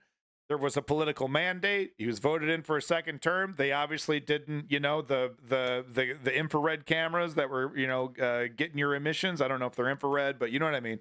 The special cameras getting your emissions. It wasn't a deal breaker. It wasn't a deal breaker for the democracy, and then that person who made that decision was voted back in. So that does tell you a lot, right? And who could forget the appalling scenes at the Cenotaph last November on Armistice Day, when far-right extremists broke through police lines I totally agree and then ran amok Patriot, in central London for several hours. Their actions followed days of incendiary rhetoric from Rishi Sunak's Home Secretary, Suella Braverman, about the Palestine Peace March of the same day. 92 far-right extremists were arrested on the day. By 5 p.m, just 5 of the several 100,000 pro-Palestine marchers had been arrested. Former Conservative Prime Minister Liz Truss sat on a platform with far-right extremist Steve Bannon when the leader of the Cenotaph rioters, Tommy Robinson, was described as a hero. She didn't challenge Bannon. Truss now supports Donald Trump's bid to return to the presidency, as do Jacob Rees-Mogg, Boris Johnson, and numerous other leading conservatives. You got to get rid Trump, of these people. Of course, sparked a mob to storm the U.S. Capitol Steve Bannon and try to is messing in your overturn politics. an It's election. bad news, dude. 5 people died as a result of that riot, one of them a police officer. And last but not least, let's not forget the Prime Minister himself. No stranger to criticising climate protesters for slowing down traffic. Last month, Rishi Sunak attended a road-blocking farmers' protest in Wales. Turns out, it's fine to block a road if you're opposing changes designed so to protect dangerous. the environment. Yeah. No, it's language designed as a predecessor, right? For the children and for your safety. We're gonna stop protesting, and we're gonna add new rules to protesting. After the Occupy movement, there was a bunch of new rules to protesting in the United States. And they use those rules and they crack down, man. So when these people urge peaceful protesters to stop marching, interesting. remember where Thank they you, Leon. stood when there really was a threat from mob rule. Great video. Thank you, Led by Donkeys. Like I said, mixed bag from me. But this was great. It kind of reminded me of a Lefty Lincoln project a bit. Like and subscribe if you like. I'll give them a thumbs up. Give them a thumbs up. That's a very interesting slogan. There's a labor anthem over here from Leon. Though cowards flinch and traitors sneer, we'll keep the red flag flying here. I have a problem with turning political parties into, something more than what they are, we'll say. And I feel like that anthem elevates what should be a very boring function of a democracy. I feel like it, Anyway, I just wanted an excuse to show Marina Purkis on my TV screen. Because she's smart, she's insightful, and for no other reason, okay? No, I don't want to hear the song. See, I'm not cool with this. It's a political party. You should treat it like a hammer. Are you going to do an anthem for a hammer? Are you going to go down with the ship for a hammer? No. You use the tool until it no longer becomes useful to you, and then you put it away. That's what political parties should be. She's intelligent, and that's the only reason why I'm showing her. No other reason. Hi guys, it's always a pleasure to listen to Marina Purkis destroy the Tories, and here she was taking Jeremy Hunt to task on his plan to cut the rate of tax by 2p in the pound. Now let's park for a moment that the government aren't supposed to leak this sort of information to their friends in the media. Big props to your when boy they're Maximilian supposed to issue a Robespierre, statement by the way. in I'll give you the Parliament link in a first. sec. No doubt the Speaker will not be too happy about this. 100%. Anyway, what is this 2p tax cut? What will it achieve, and is it any good? So we were discussing this, in a few streams ago when I was ignorantly talking about, okay, how does this even work? So the Tories are actually hooking people up with a tax cut. Leon definitely helped me through some of this. It's kind of a pattern. It's getting closer to the election. So, they throw people a bone. There's a history of them throwing people a bone and then raising taxes after they've won the election. Right. Anyway, while I have it paused here, make sure you give Maximilian the hookup, the like, and subscribe. Great YouTube content creator. Helps Yankees like me better understand the UK. So make sure you're liking and subscribing to Maximilian Robespierre, folks. Good stuff. Have a listen. Tax cuts now, you can only, look, everyone would love a tax cut, right? But you can only have tax cuts in a strong and growing economy. And after 14 years of Tory rule, that we are not. Absolutely not. And COVID, you could say, you know, we had a big old Sure, COVID throw thing. in all the other excuses as well. But the fact now that we've got Sunak and Hunt desperately scrabbling around for 2p, by the way, a 2p tax cut in this sort of wasteland of Tory austerity because of their incompetence and corruption is pathetic. And also, do you know what's interesting? It's a very skinny They're bone. going to look to fund this by nicking 2 of Labour's ideas, which is funny because they always talk about how, you know, Labour don't have a plan. Well, interestingly, they're stealing 2 of the ideas. Well, that's what you do in politics. That's I mean, common sense. So, but do you know what Labour was going to spend that money on? So, if they do this, it can raise £2 billion.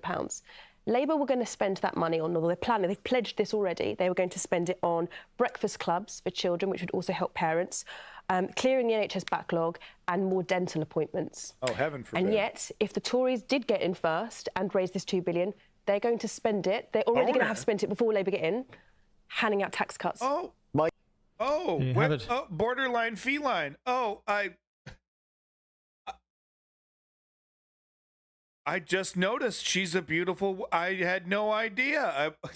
Thank you so much for pointing that out. I did.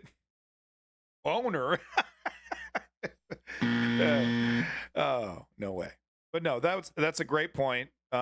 She's nailing it as usual. Unfortunately, I don't have time for the rest of Maximilian's commentary because I'm an asshole. So there you go. I gotta hide my boner. I gotta cream my jeans. What the? Oh, speaking of boners, you know, I've been, you know, doing more stream upkeep, and I've been, you know, clicking on stuff on Twitch, and I'm like, oh my god, dude. Oh my god, bruh. Dude, there was this one, she was like at the very top, man. She had a camera right up, you know, she's like bent over, dude, like right up there, dude, and a camera like right down, dude. You could, it was like, bonk. This is not for kids, dude. This is not for kids. Not even close. I don't think I'm going to let my son on Twitch. I can't. Well, I mean, maybe I can, actually, now that I think about it. You know? Like, if I had cartoon eyeballs, you know, stare, I seen that.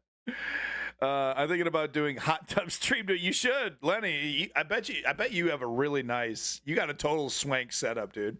I bet you got a real nice like red cedar wood, right? Hot tub, right? You're living big, dude. All right, so my last UK story here, and this is goes back to the Bannon connection, which is very troubling. I mean, this is legitimate, frightening. You should absolutely be worried about this, that you have right-wingers who are desperate enough, right? Because it's the same phenomenon as we see in the United States. The Tories, when faced with their obliteration, will not change their, you know, their presentation. They'll start to change your government. They'll start to change, you know, how the government works, how the democracy. They'll start to attack your democracy so that they can never be removed, regardless of how unpopular they become. Right?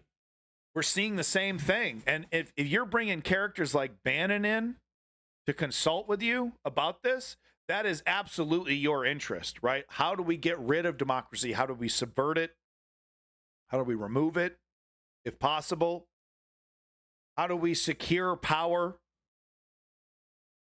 You should be absolutely worried. If you live in the UK, you should be worried that this party is desperate enough to start talking to characters like Steve Bannon.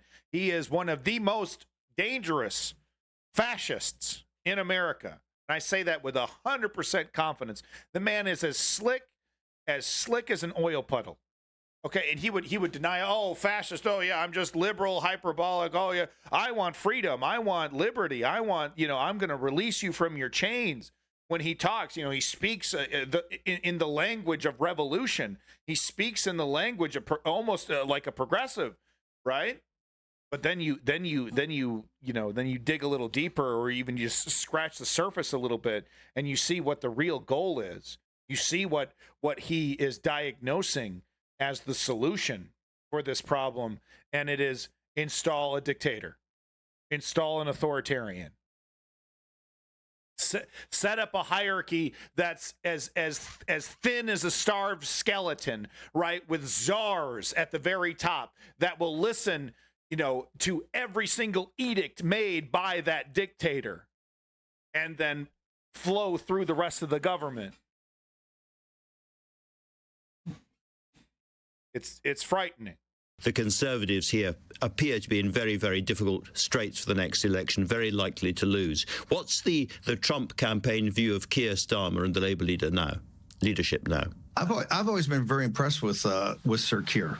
I'm not a Labour guy by a long shot, but I've always been very impressed with him. I think on the other hand, the Tories, I would equate the Tories to where the Republican Party was before Donald Trump came on the scene. Remember, MAGA is a populist nationalist movement.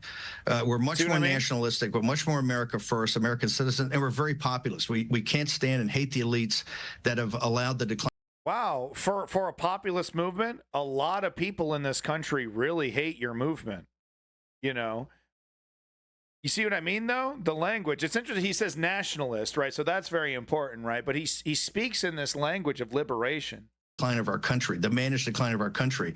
I believe the Tories are essentially where the Republican Party was before Trump. And I think the Tory party is going to, as you see it today, will essentially collapse at the next election and be rebuilt, I think, with a populist, with people like Nigel Farage and others who are populist nationalists. That's how you'll rebuild the Tory party to be really something that can compete with Labour. The Conservatives here. Yeah.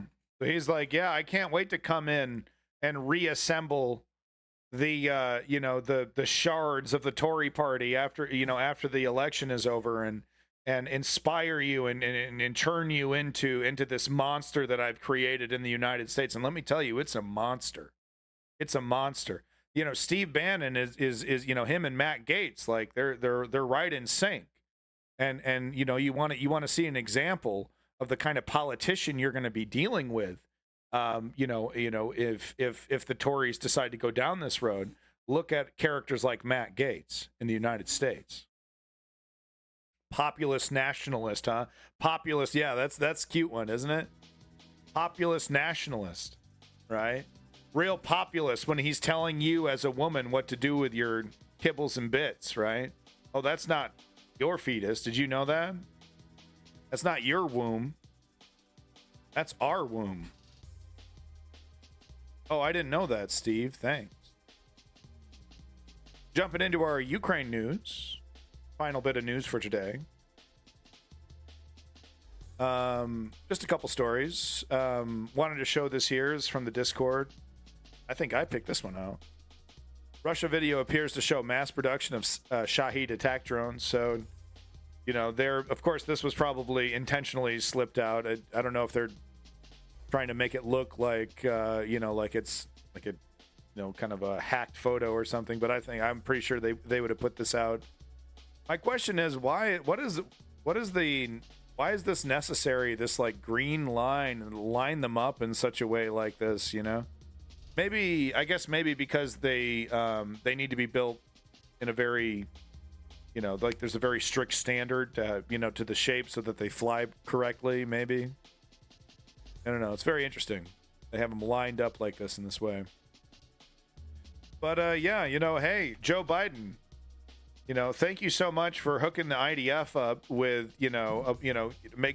expediting and allowing the IDF to utilize a bunch of, loopholes or whatever to get everything that they need. Oh, Zelensky's in Turkey today. Interesting. Davey over here spelling it correctly. You gotta love that. Thank you, Davey. It says fuselage transporting on the floor. Oh, fuselage transporting. Interesting. Oh, is that maybe the fuselage? The person with the fuselages goes down this line and installs them one by one, maybe? Interesting. As if it's Photoshop, question mark? I guess it could be. Yeah, anything's possible. I'm not an expert. It doesn't look Photoshop to me, but you can do amazing things with that program nowadays. So, mess with the lighting, really, really intricate kind of thing. So the only way to really confirm is to dig into the metadata, like to really be an expert. But you know, I wanted to talk about how, you know, where the hell's America? What the hell's going on here, guys? Really, Joe Biden? Really? You know, you were so gung ho. I'm just shocked that he's letting this just like no emergency anything, and like it's like, oh, would that hurt your poll numbers? Really? If you you know, I'm not saying like fully fund it, but I mean clearly, I mean it's shocking that you know what we're seeing. Israel, IDF, you know, no appropriations, just like you know, calling up Uncle Sam hotline. Hey, I want this. Oh, right away, sent right over. No question, no concern. And that is used for, I mean, the international community calls it a genocide.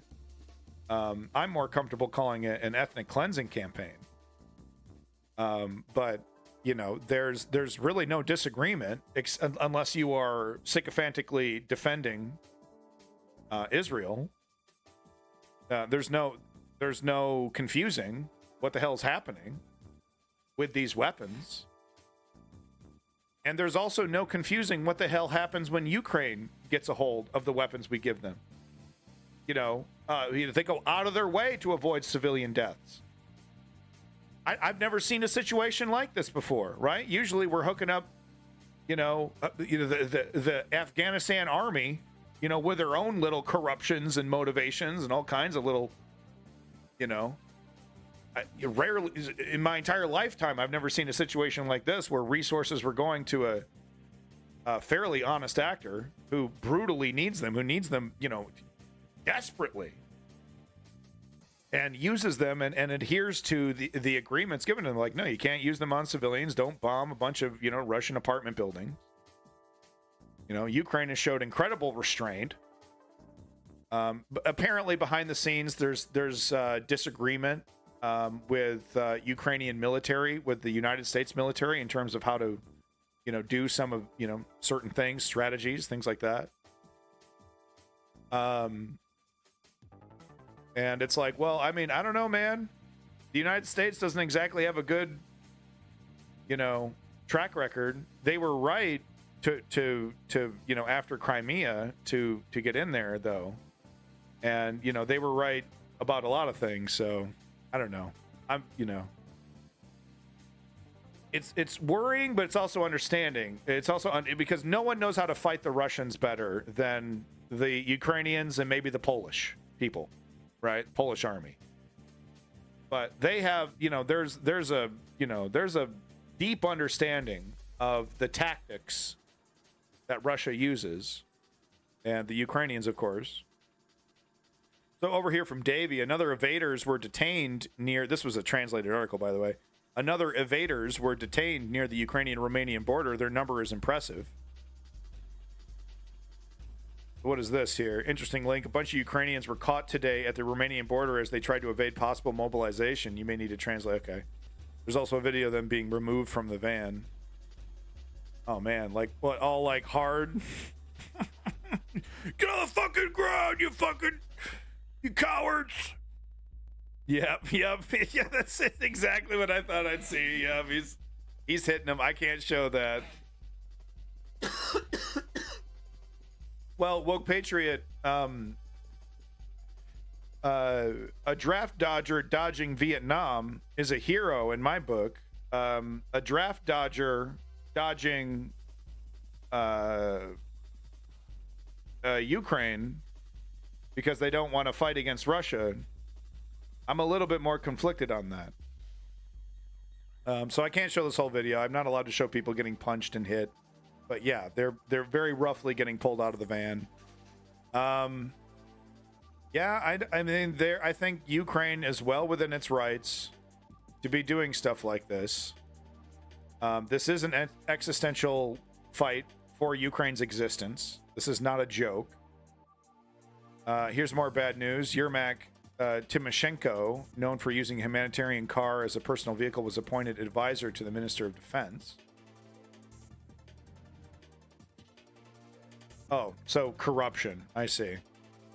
Oh, I see. So what, he's like using a humanitarian vehicle to what, like go on what, to go like to the movies or something? Former Deputy Yermak Timoshenko received a position in the Ministry of Defense. All right, well, so the evidence that the Ukrainian government, that corruption within the Ukrainian government is still a pretty big issue. Okay. Yeah, whatever. I don't know. I don't know about whatever. I mean, because right now, optics, you were just talking about optics. Right now, for Zelensky, the optics are going down. People are losing confidence. They're losing the will to fight. And this is the moment when, he's going to start ramping up into a total war situation.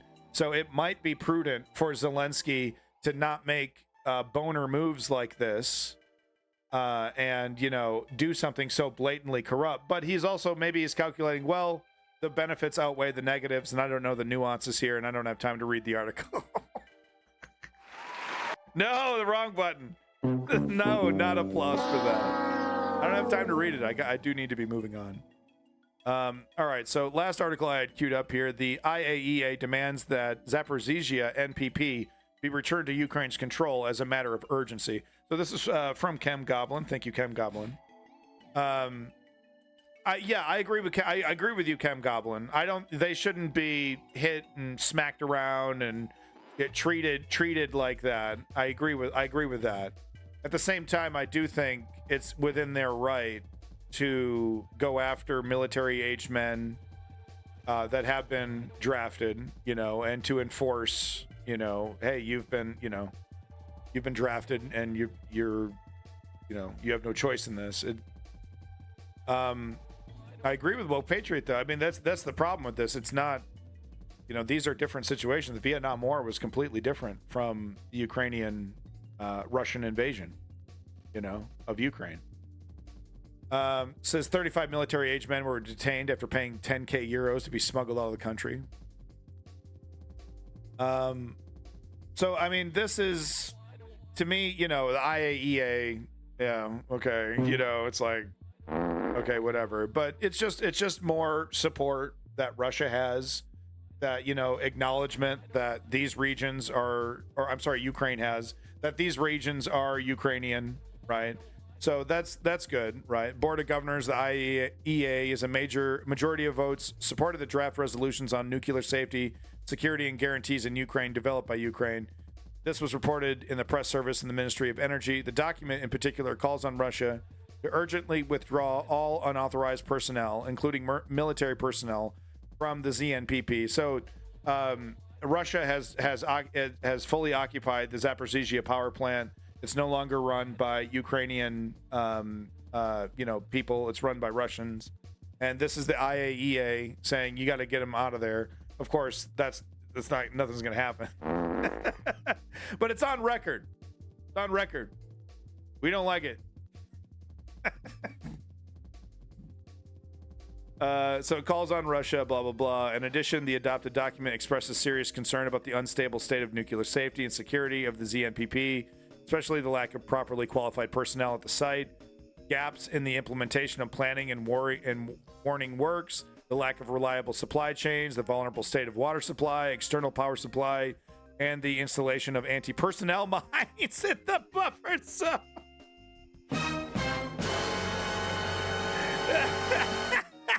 Russia's like, nice nuclear power plant. Let's mine it. Live Moss. We got to live Moss, guys. You got to learn how to live Moss. In the buffer zone between the internal and external perimeter of the installation. Yeah, okay. Great job. Nailed it.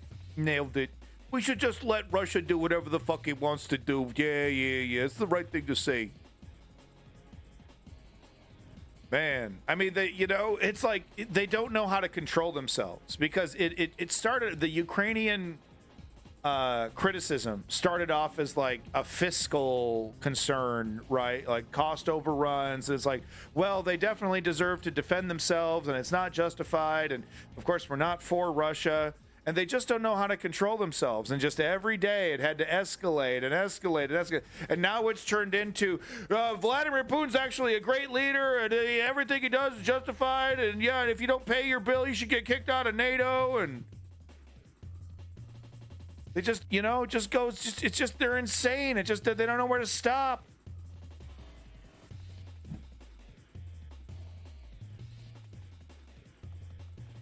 Now, Woke Patriot over here, I see what you're talking about. Yeah, I do think, look, if you're just, if you're not cut out for frontline fighting, there should be a way for you to help. And we were talking about that because, right, we were showing Ukrainian propaganda, right? So I was talking about it, and it was like, yeah, the recruiter, I believe the recruiter now, who's saying, oh, well, you're not going to go ship, we're not going to ship you right to the front line. But Woke Patriot, wouldn't you agree that the longer we starve Ukraine, the longer the West starves Ukraine, the more, those people who are not really frontline fighters are going to be forced into that frontline situation because Ukraine's existence is on the line? Wouldn't it make more sense, right? And you support supporting Ukraine. So just to be clear, but the reason why, what is the desperation of Ukraine is what is going to get more people killed, more Ukrainians killed who are not, who shouldn't be on the front line, who shouldn't be wrapped up in this shit, right? They should be going to college or something or other, right? I mean, the blood is on the hands, Mike Johnson, the Republican Party, of course. I mean, what do you expect from fucking scorpion-esque fascists? So yeah, they're cravenly using this situation for politics. Yeah, to be expected. But my God, Joe Biden, you're just a flaccid, limp dick up there, man. But when it comes to Ukraine, you got nothing, huh? You got nothing. Anyway, let's get this reporting from Ukraine video here. Let's get a map update, see what's going on. Flawless execution. This is from a day ago. Looks like he's talking about more strikes on the big bad Russian Navy. Oh, be afraid. Problem with the Ukrainian media is that it either portrays the army as dudes sitting in trenches all day, saying that victory is inevitable so you can relax. Really? Yeah, that is not good. Yeah. If they showed, is it really that bad, Chem Goblin? Is it really that delusional? Really? It's just full-blown delusion, huh? If they showed that they're not showing the shit that I'm showing? Really? Really? If they showed that there's much more than in between those two, people would be much more willing to join and help. Really? But Biden is doing pretty much all he can legally to help Ukraine, even exploiting loopholes in laws. I want to believe you, Woke Patriot. And I hate to do this, but I need some proof to believe that one. I need a little proof on that one. Because I have the feel, because there's just too much. I have too many examples of the neoliberals having options on the table that they don't take because fill in the blank. Right? They're conservative themselves, they're cowards, whatever it is. So I find it hard to believe that they're literally doing everything that they can, right? Today there are a lot of interesting updates from Crimea. But I want to believe. Here, Ukrainian forces conducted a comprehensive multi-stage operation, which resulted in the destruction of a large Russian patrol ship of the Black Sea Fleet. It is important to note that these operations take weeks, if not months, to conduct. And most sources missed the scale and complexity of these operations by reporting on just the last thing that happens. Okay. Ukrainian forces do not have a fleet, and Russian warships are careful enough not to get in the range of Ukrainian anti-ship systems, as well as sea mines. So as you can imagine, it is extraordinarily difficult for Ukrainians to destroy the Russian fleet. Right now, Ukrainians have only two means to destroy Russian warships: with Storm Shadow missiles and with marine drones. When it comes to Storm Shadow missile strikes, they have become increasingly difficult because Russian forces made a series of adjustments, such as relocating their fleet to ports outside of the missile range and being constantly on the move within the missile range. When it comes to marine drone strikes, they are difficult to conduct because most Russian ships are not only on the move, but also have radar, machine guns, and aviation support at their disposal to detect and destroy the approaching drones. Sure. So catching the Russian ships involves a lot of planning. The first stage of the operation started on the 1st of March. Russian sources claim that Ukrainian forces conducted a series of strikes against Russian targets near Sevastopol, Yevpatoria, Saki, and Simferopol. According to Russian military analysts, the Ukrainian armed forces once targeted Russian aerospace forces airfields. In order to complicate the interception of the missiles and confuse the Russian air defense operators as to which missiles to prioritize, Ukrainians made sure to launch decoy missiles. Davey, why are they wasting their money on that? The Russian Ministry of Defense stated that all missiles were intercepted and the airfields remained intact. And judging by the lack of geolocated footage, it seems like this is true. This is not surprising, as in a previous strike, Ukrainians managed to hit Russian airfields, so it was expected that Russian forces would adjust. However, given the scarcity of air defense systems, Ukrainians understood that by improving air defense in one region, Russian forces necessarily created a hole in another region. That is why 2 days later, Ukrainians launched a completely different strike in a completely different region. The second stage of the operation involved a massive drone attack in the central part of Crimea. Russian sources reported that Ukrainians launched 38 drones of various types. What is interesting is that all drones were targeting the same area, Feodosia. Now, as you might still remember, Russian forces have relocated a substantial portion of their Black Sea fleet from Sevastopol to Feodosia to increase the distance and complicate Ukrainian strikes. However, the town is still within the range of S-200 missiles, and given that Ukrainians launched so many drones in this direction, Russian forces understood that Ukrainians were purposefully unloading and overloading the Russian air defense to open the sky for the missiles. In anticipation of the missile strike, Russian forces started moving their ships, as it is the easiest precautionary measure against missile strikes.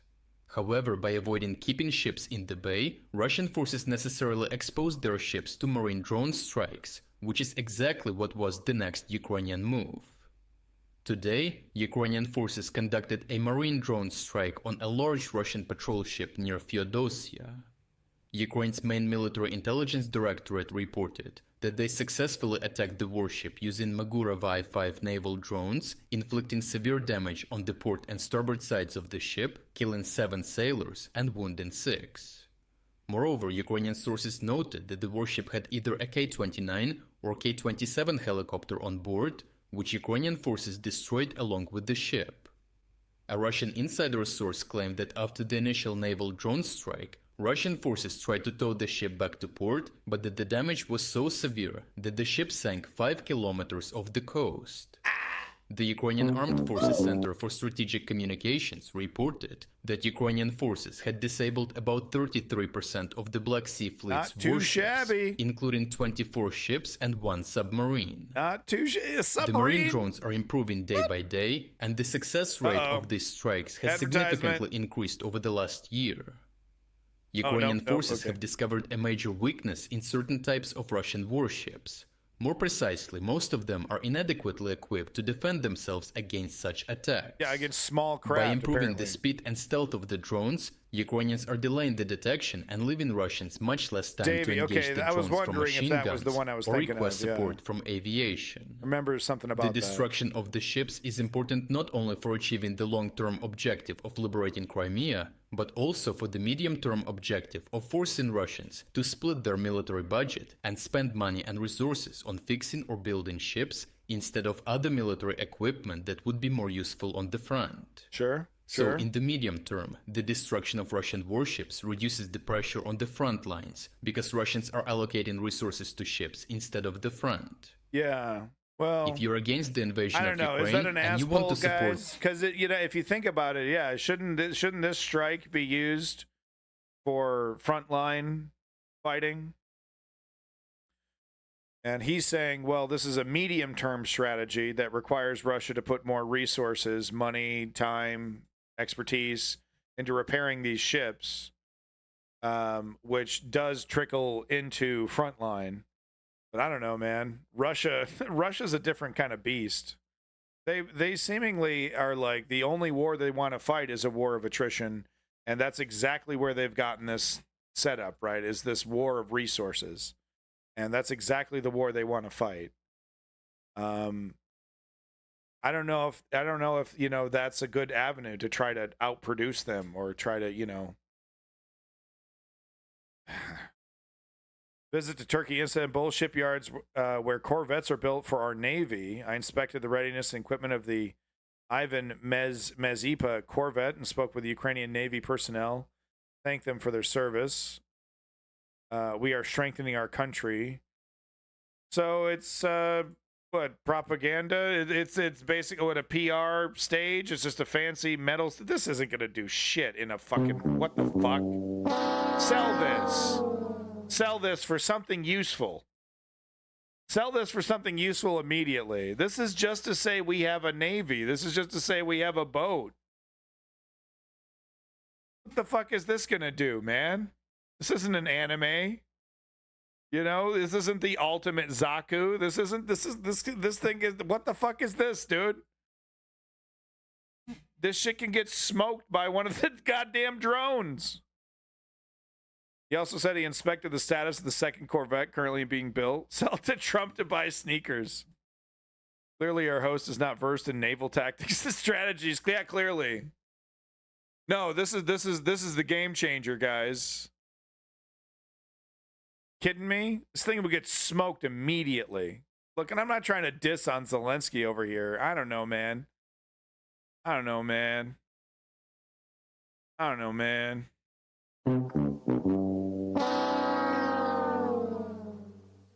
Whatever, it's cool. It's a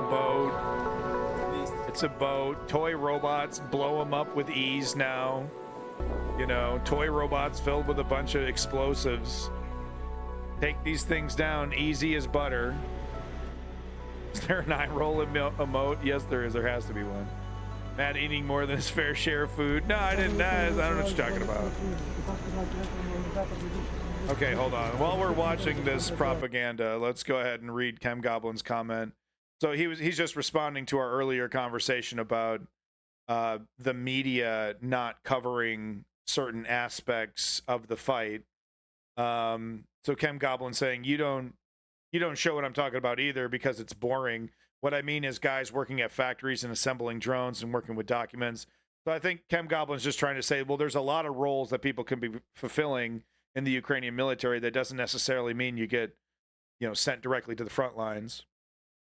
But there is that worry. There's still that worry there because you sign on the dotted line and they get to do whatever the hell they want with you at that point. They send you to the front lines. You don't get to fight. You don't get to leave. I don't like this anymore. And you're now fighting for your survival. So there's still that fear.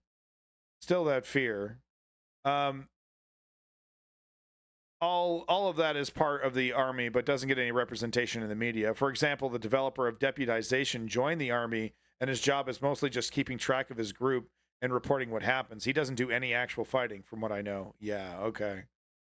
Currently facing some serious tactical issues with some defending against submersible drones. Oh, interesting. I didn't know that. Oh, Patriot. Well, all right. There you go, folks. That's your News Underground for the day.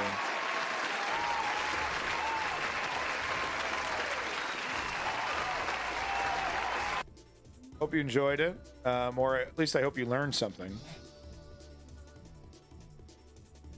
Big props to everybody in the chat, by the way. Woke Patriot, Borderline Feline, Chem Goblin, all you lurkers out there, Davey. Thank you for all your work in the Discord. Strategy member, thank you for your contributions. Big props to the chat. Best chat on Twitch, easily. I figured this out last night. I was thinking to myself, I was like, you know what? Being in my chat is not a right. It's a privilege. And it is you got to hold your own in my chat. You know, I've noticed some of these other Twitch chats, you could just be a jerk off. Big props to Davin, Borderline Feline, once again, Ice King of Space. You know, you could just be a rather uninteresting jack off in a lot of these like political Twitch chats. But I don't have patience for that. I look over in my chat and I see that kind of crazy shit. I'm like, nah, man. You got to defend yourself. You're saying some nonsense like that. Leon, big props to Leon. Thank you so much, Leon, for all your contributions to the UK segments of, of my channel. It's very helpful having your perspective while living there. So thank you so much, Leon. And all the other people living in the UK with your comments. Your boy Leon, big props to your boy Leon. I'm sorry, Lenny. I don't know why did I say Leon? What the hell? I think I was thinking of Resident Evil 4. Big props to your boy Lenny from south of Boston. Thank you, Lenny. #1 financial contributor to the stream. And of course, amazing Twitch streamer in his own right. Ponder Monkey, thank you so much, Ponder Monkey. Wasn't there a question I needed to answer from you, Ponder Monkey? There was something you wanted me to answer. I forgot. I didn't do that. I'm sorry about that. Let's see. I'm just trying to go up the chat, trying to thank everybody contributing. If you want props, make sure you say hi in the chat. Malum, thank you, Malum. Big props to you. Yorkshire Pudding, OG Yorkshire Puddings have been coming through for quite a while. Thank you, Yorkshire Pudding. And of course, Woke Patriot as well.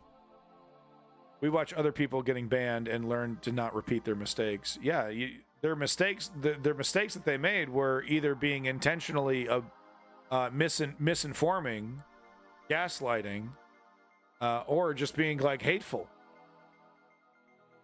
Hey, there's the original Davey. Oh wow, OG Davey.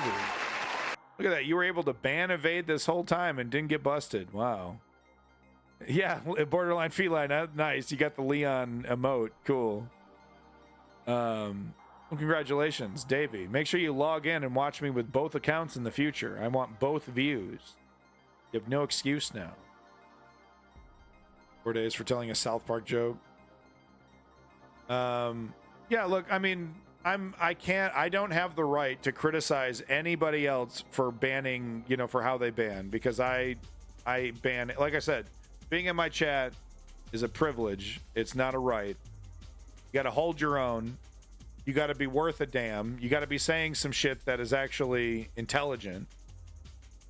Or at the very least, you want to be a joker, that's okay, but just be, have a sense of humor. Don't be like, oh, yeah, Joe Biden, he wears diapers, doesn't he? Yeah, he borrowed them from Donald Trump. Why'd you say that about Donald Trump? He doesn't wear diapers. You're just a woke cuck. How dare you? Oh, you don't have no sense of humor. How dare you ban my free speech? Yeah, no, you got to go, man. Here's the door. I didn't have to do that today. I didn't have to ban anybody. Yeah, Borderline Feline. There you go. The big room. Yes, exactly. I do, because I want to get down to the truth. I have no agenda, and everyone says that, right? And everyone has an agenda, but it's like, no, I legitimately, I want to just understand the world around me, and I just want to get better at this, and I'm not a genius. I guess I gotta, watch more horse porn like Vosh so I could be an academic genius like he is. Chem Goblin, have you grown? I bet you've grown. Physically. It's your Zoomer. Get it? He's still in development, guys? Get it? It's a joke? Okay. All right, everybody. Let's not forget. The only guaranteed way to create political change is to become a political activist. Oh, that's so difficult. How do I do this? Are you kidding me? Where do I start? What do I do? It's actually really easy. There's a simple 3-step program that I've devised that you can follow at home. Step 1, inform yourself. You're doing it now? Congratulations. Step 2, join a progressive or political organization, whatever it is, union, whatever it is, I don't care anymore. As long as it isn't the Groypers, all right? Don't put all your political activism into Nick Fuentes' organization or TPUSA. Step 3, you got to take it seriously, right? You got to put in the work. Ask yourself once a month, what am I doing to create political change? Am I donating? Am I donating my time, my money? What am I doing? You got to ask yourself, because it's a lifestyle choice. Okay? You got to be down for this shit. Change doesn't happen overnight, doesn't happen with an election. It's a lifestyle. And let me tell you, it's a lifestyle for the right. It's a lifestyle for the conservatives. You got it. Thank you, everybody. Peace in that motherfucking Middle East, and I'll see you. Someone's knocking on the door, so I gotta go. Bye.